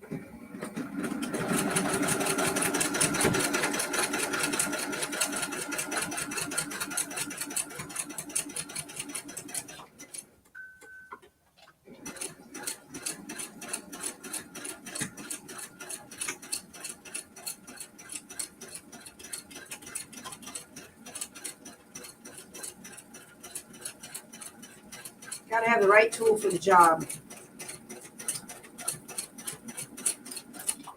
There we go. Okay. Let me take these off. And we're ready to bind. Yay. Awesome. Okay. Let me pull these up. Oh, I'm sorry. I thought you guys were watching me. I had the camera angled wrong. All right. Well, that looks pretty good. Happy with that. Okay. So now, let me get my binding. I'm going to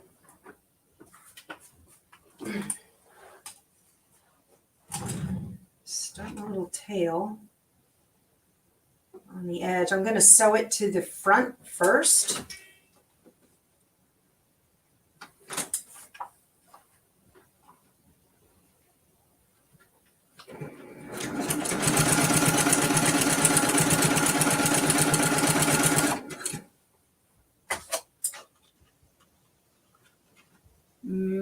Yeah, I don't need this yet.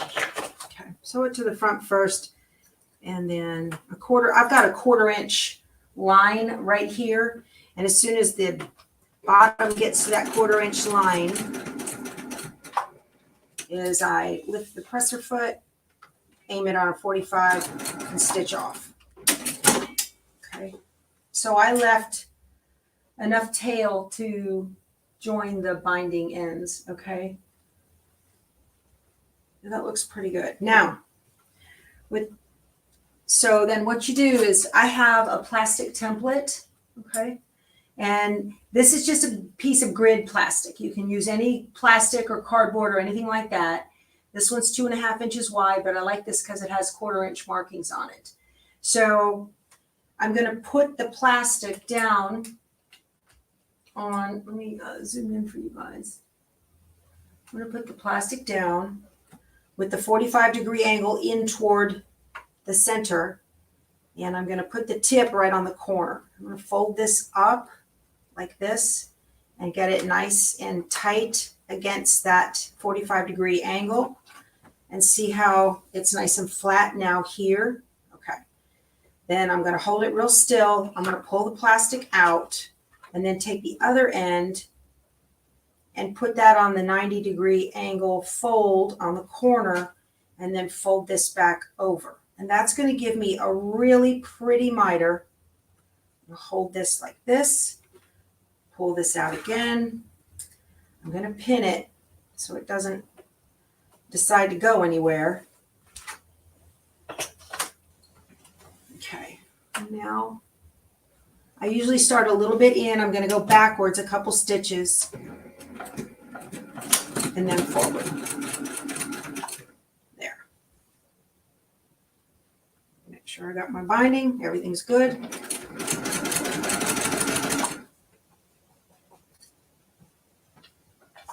Thumb under, finger on top.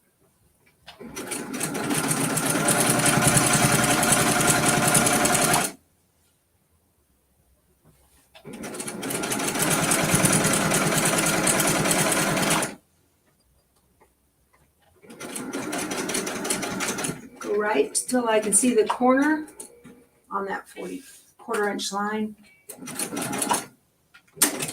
45 on. I like to use the presser foot as an extra little hand to hold it. It's very helpful. Okay, put this down here right on this point. And you want to keep the edge of the template even with the edge of the quilt top. Fold that over, get a nice, I learned this trick right here from Karen Brown from Just Get It Done Quilts.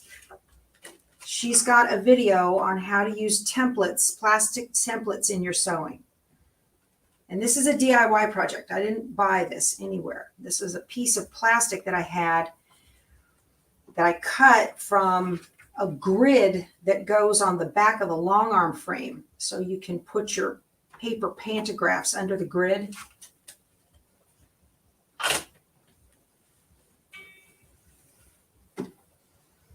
Okay. Go backwards a little bit first.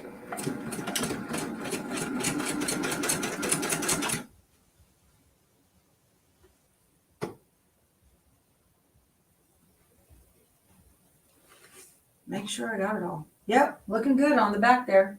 It's looking great. Except that I can see through it.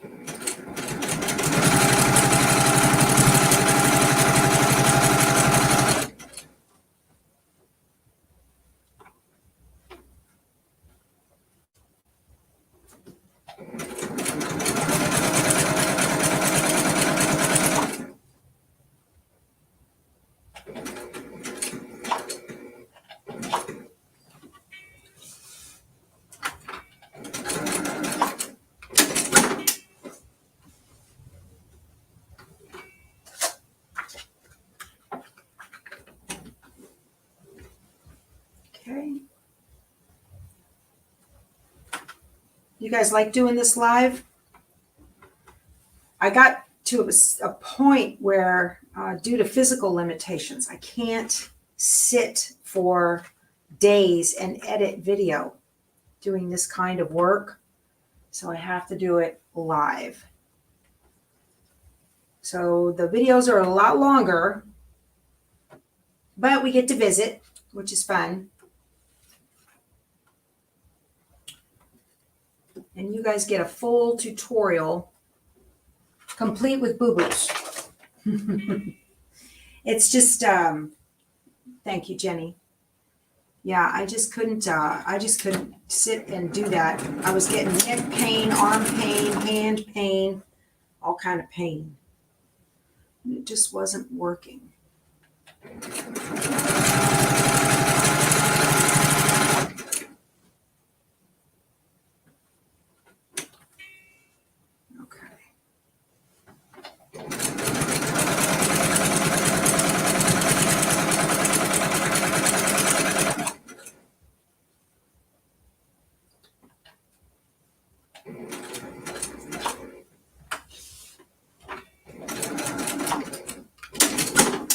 All right. And you know what? I need a little bit more space. So I'm going to open this up just a little bit. Down to the other side of that snowman there. Give me a little more space. So last time to do the miter.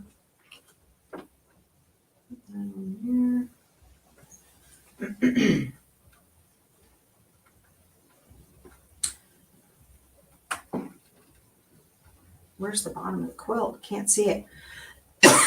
Excuse me. Okay.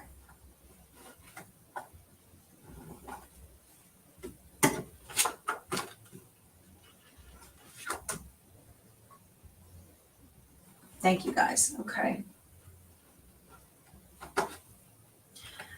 Well, that's good because this is it. This is what you're going to be getting from me for quite a while. I will be doing some pre-recorded videos, but they'll be far and few between. Okay.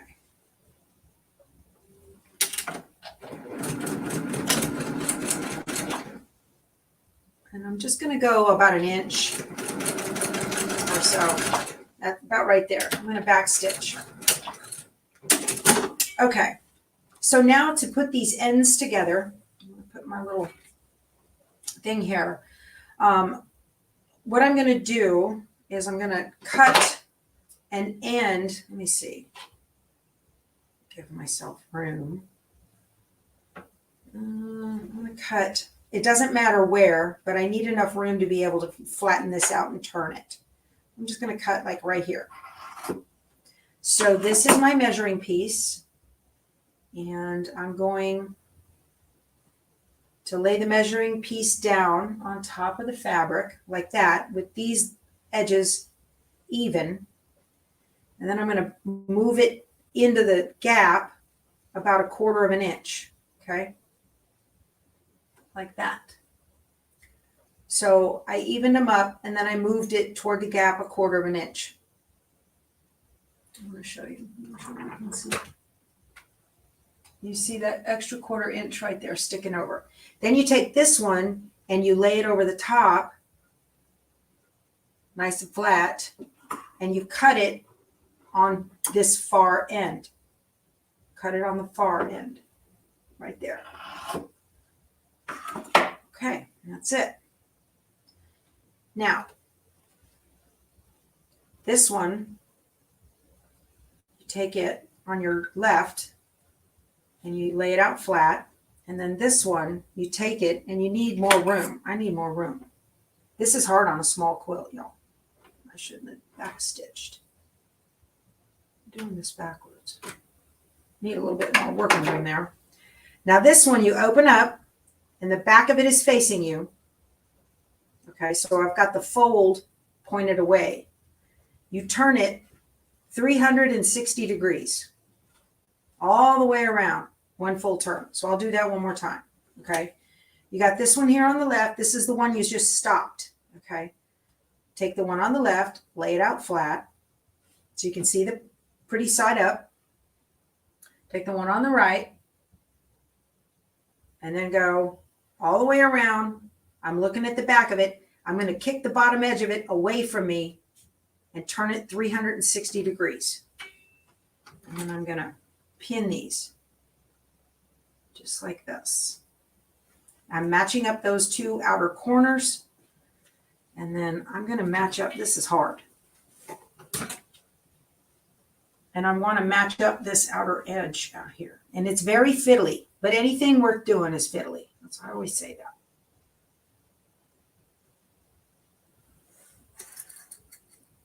You didn't do that and it was loose. Yeah, you've got to do that 1/4 inch seam. That 1/4 inch back up. You have to do that. So I got the outer edges even. I just put a little pin to hold it. And now I want to get this top edge even. Do a little, normally I don't pin this much, but because it's so small, it is much easier to do this if it's not on the diagonal. But I'm a glutton for punishment, I think. I'm just trying to flatten this out so that it's going to stitch smoothly. There, that's what I'm after right there.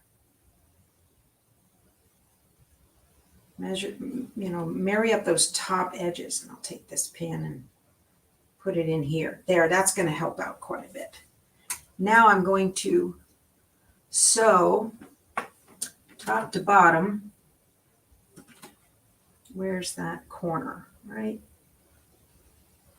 there. Let's see if I can get this smooth.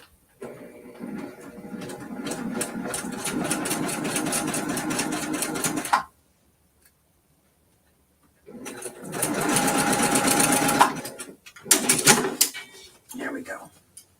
Okay. And pin. Before you cut, always pull it. Make sure it fits. And it does. That's great. Okay.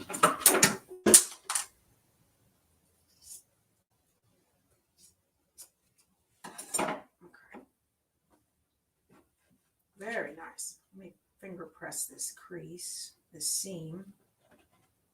Very nice. Looks good.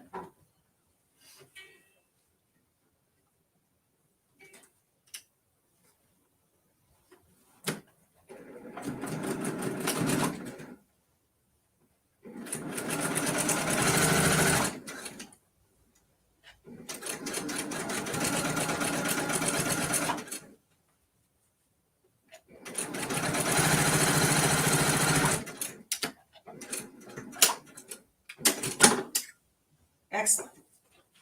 All done with that. Very good. So now I'm going to go to the ironing board and I'm going to press this out and press this open like that. Okay. That's what I got to do. That looks really good. Let me zoom back out for you guys a little bit. Yeah, now I'm going to press this out.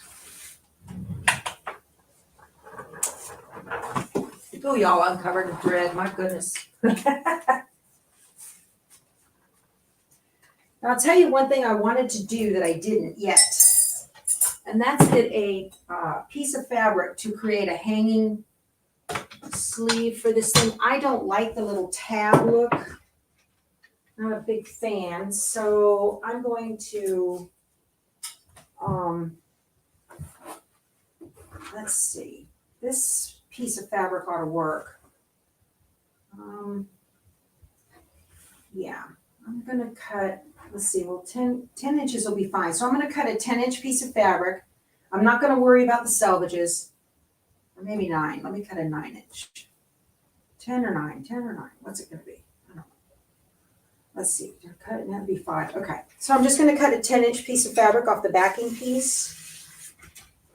Okay. Here and here. This is going to be a little hanging sleeve. Okay, so all I did was I cut a square. When you do this, you want to do, I don't know, anywhere between 8 and 10 inches, depending on the size of your project. Okay, let me roll you up here. So I'm just going to fold this diagonally and make a triangle. Iron it down. And I'm going to fold it again and make another triangle. And iron that down. Okay. I think that this will work. Pretty sure. Pretty sure that this will work. All right, so I need to get this pressed out. And because I've got glitter vinyl under here. I'm going to use a press cloth for that. And I'm going to press those miters and make them go out like I like. So I got a nice, that way it just knows which way it's supposed to go.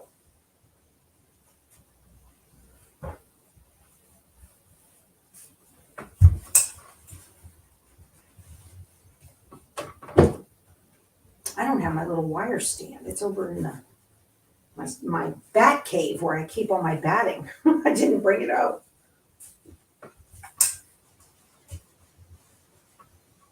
Okay.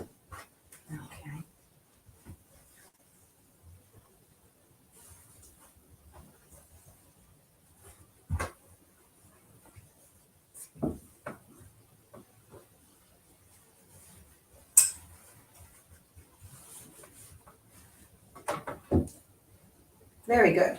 Oh, that looks adorable, you guys. Oh my goodness, how cute. All right, so let's go finish up the binding. I'll put the hanger in.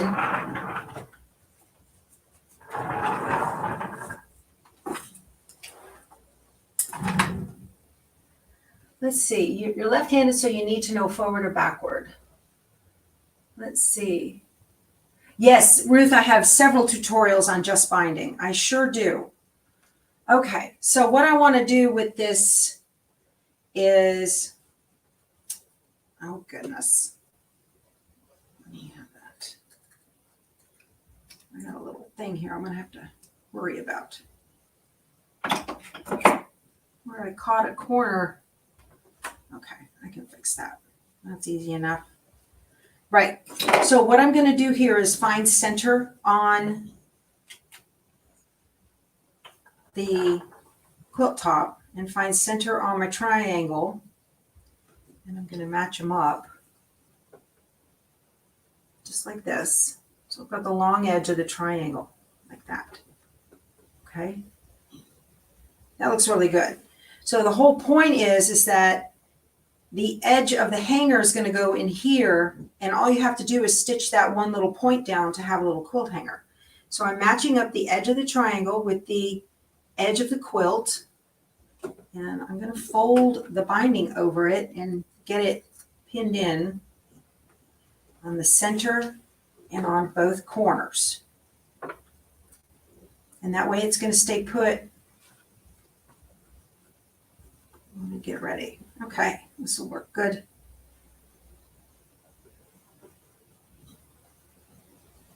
Now I'm going to stitch from the front, y'all. Okay. So this is how I do this also. All right. I'm not going to put a label in this. Am I? Yeah, I might as well. Let me get one of my printed labels. I get my labels from the Dutch label shop. I've got woven and printed. My woven ones are for heirloom quality items. And then this is just going to be for, you know, table runners and things like that. But it has a line on the back. Again, I get them from the Dutch label shop. That's the name of it, DutchLabelShop.com, not sponsored. And I have a little line on the back, and I'll take a pen and write the year. All right. That looks good. Let me get this on there right.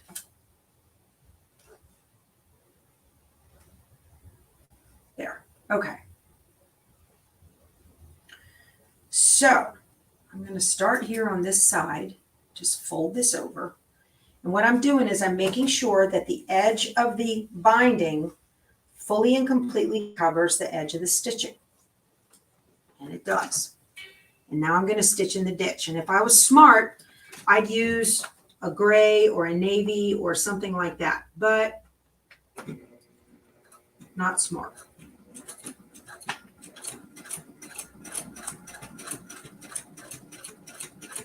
Okay, when I get about right here, what I do for the corner is, the corner I'm going to turn to, I fold it in first. It's personal preference. It doesn't matter which way you do it. I'm going to put that one in first and pin it.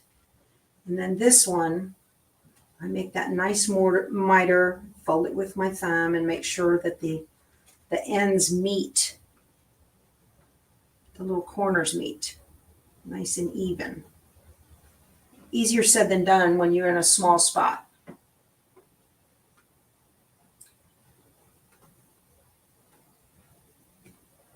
And this is hard in a small spot. Get where I want you, right there. Okay. So I'm just wanting those points to meet. And then I take a pin and I pin it just like this so that I know those points. Let me get you in real close so you can see. So I know those points meet right there. See that? That's what I'm looking for.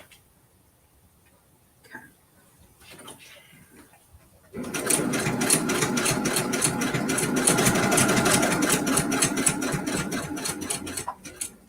Pull the pin before I hit it.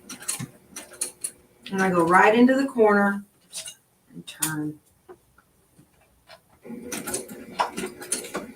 And on the seam ripper, the other end of it is a stiletto, and this is handy. This is where I use the stiletto to encourage this to get out of that corner. And then after I take a couple steps, I'm always looking underneath, taking the fabric and pulling it over, raising the foot, letting the fabric relax, stabbing myself in the left arm, and then keep going. Every couple of stitches, lift, readjust the fabric, make sure it's covering the seam.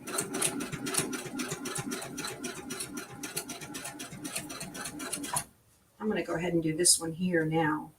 I've got a little bit more space. This one in, that. See, it's a lot easier when you've got room. That one went easy peasy, just like that.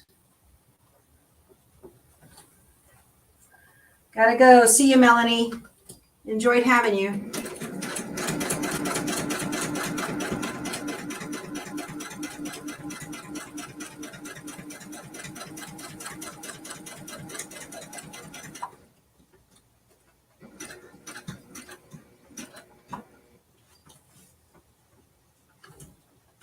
Oh, y'all, I'm ghost sewing. Out of bobbin.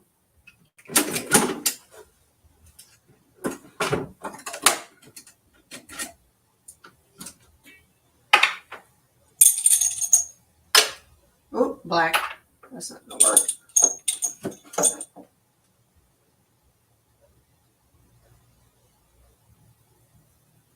I love snowmen too. This one's too full. I don't have any here in Texas. Rarely. Kay's got snowmen galore all the time up in Michigan. Yeah, we don't have any snowmen. Very few down here in South Texas. Matter of fact, I bet you it's in the 70s today. Maybe. It looks like it's really warm outside. I haven't been out there. Whoa. Where did I stop? Right there. Okay. Easy enough. There we go.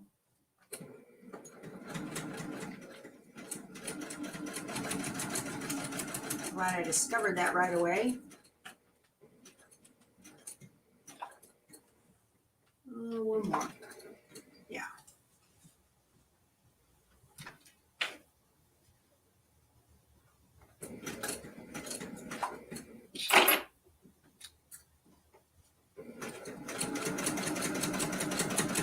Sew my label on. Just to make sure I'm covering that seam. This is the only way to go when I bind. I only machine bind. I never hand bind. Yeah. Yeah, you can go sew pretty easy. I know. Those computerized machines are nice when they have that sensor to tell you, hey, you're out of bobbin thread, dummy. You go, oh, okay. I'll fix that. Not so on this one. Okay. Am I using the foot I got from Ken's shop? Yes, ma'am, I am. Absolutely. They started following my channel too. I thought that was very nice. This foot has what my repair guy called independent suspension. This half of the toe moves, and or this half moves. It's on a spring, and it allows it to go up and over those thicker bindings. Perfect for ditch stitching. Right there. All right, now I am sewing in my triangle hanger.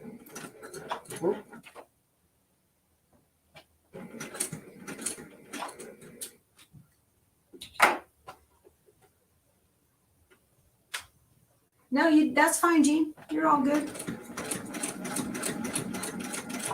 We've been on here for a bit.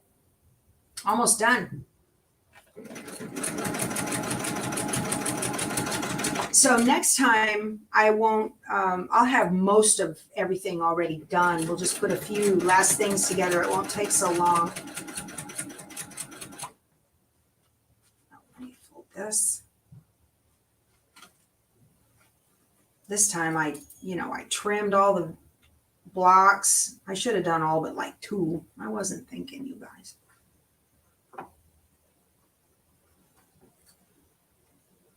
Got a lot on my mind. South Mass, Bellingham. Okay, great. Glad you're here.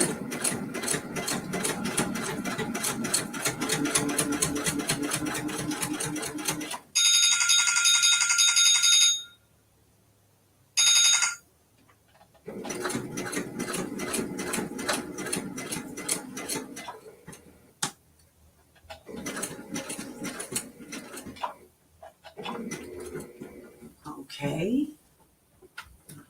And that corner, this is the last corner, guys. This is it. We're done. Where did I start stitching at? Right here. Okay. Home stretch.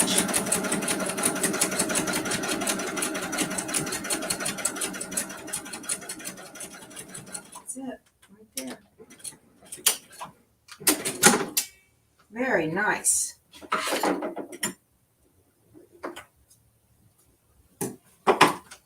Okay.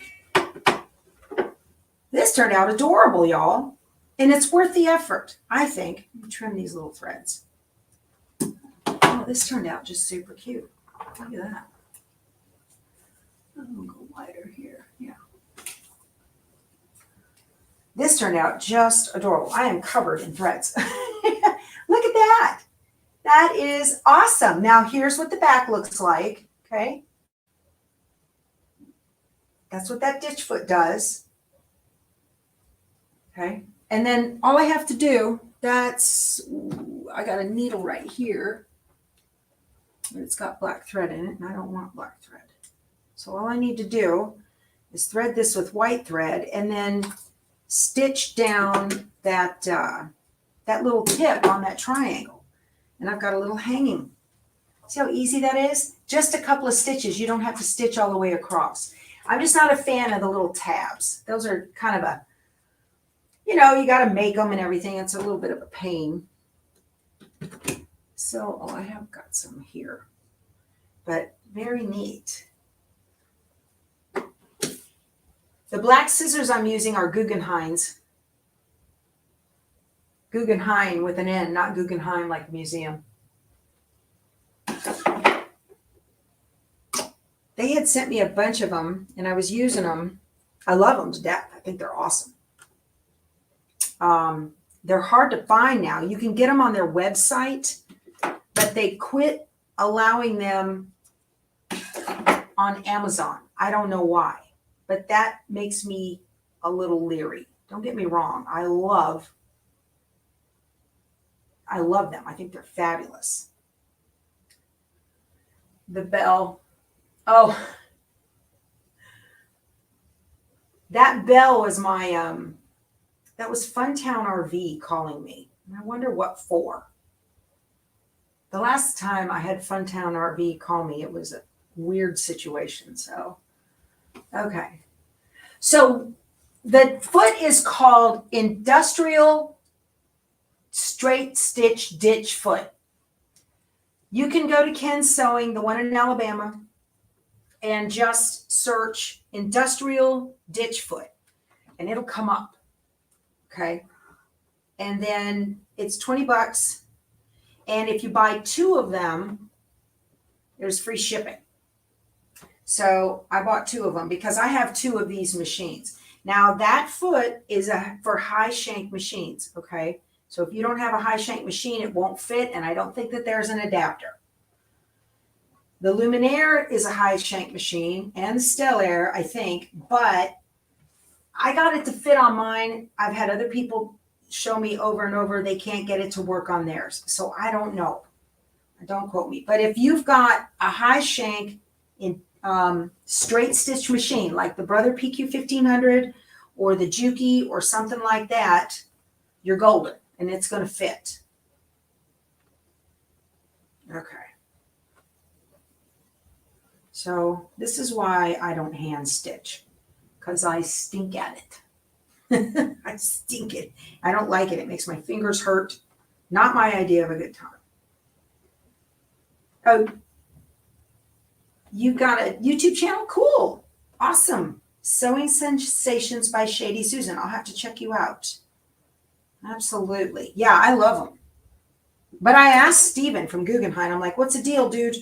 How come I can't find these on Amazon? He said, well, we're having a lot of trouble with them, blah, blah, blah. And I was like, So I don't know what the deal is with that. Okay, so there it is. It is stitched down. This is ready to hang now. And my hanger is not put together. It's over in the other room. So I don't have it to hang. I'm going to put it together with zip ties, like somebody suggested. And then I will have this up. You'll see it hanging on my channel. So we're all done. This was fun. I love it. And I love that it's done before January. So yeah, if you're interested, again, all the links you need are below the video. I will double check and make sure on that trimmer by George that you can get that. But this has been great. Please give the video a thumbs up and I will talk to you soon. You guys go sew something. Bye. I need to turn this off and I don't know how. Oh, there it is over there.